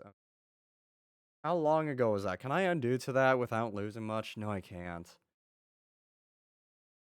Technically, the way I have to do that, select all and then go up. Like, I'm just gonna go up +1. Then I have to. Don't do that. That undoes every change. And we set these all back. It's not 1-to-1, but it's closer. So, yeah. Now then. Okay. I'll just change things elsewhere then. That's fine. I'm looking at the time. I do have to go since I'm leaving in about half an hour and I need to make sure I'm ready. So I'm going to have to come back to this later. Again, then I'm going to work on this on my own next time because if you guys weren't bored by what we were doing by looping one section and then just making small adjustments, it's going to be that, but on the scale of the entire song. So, yeah, I'm going to save that for me so you guys aren't tormented. I'm probably going to do that either tonight or tomorrow. We'll figure out. I say we. It's only going to be me, so I will figure out. Yeah, we should be back later this week for another stream. It's the weekend, not week. Yeah, I mean we should be back like tomorrow or something. Let's be honest. Was that my own voice? Yeah, it was. I thought I heard my phone vibrate. Yeah, no, so we'll be back again. Hopefully this weekend. All right. That's going to be it for today. Take care, you guys. Have a nice rest of your day. Peace. All right, camera's here. Peace.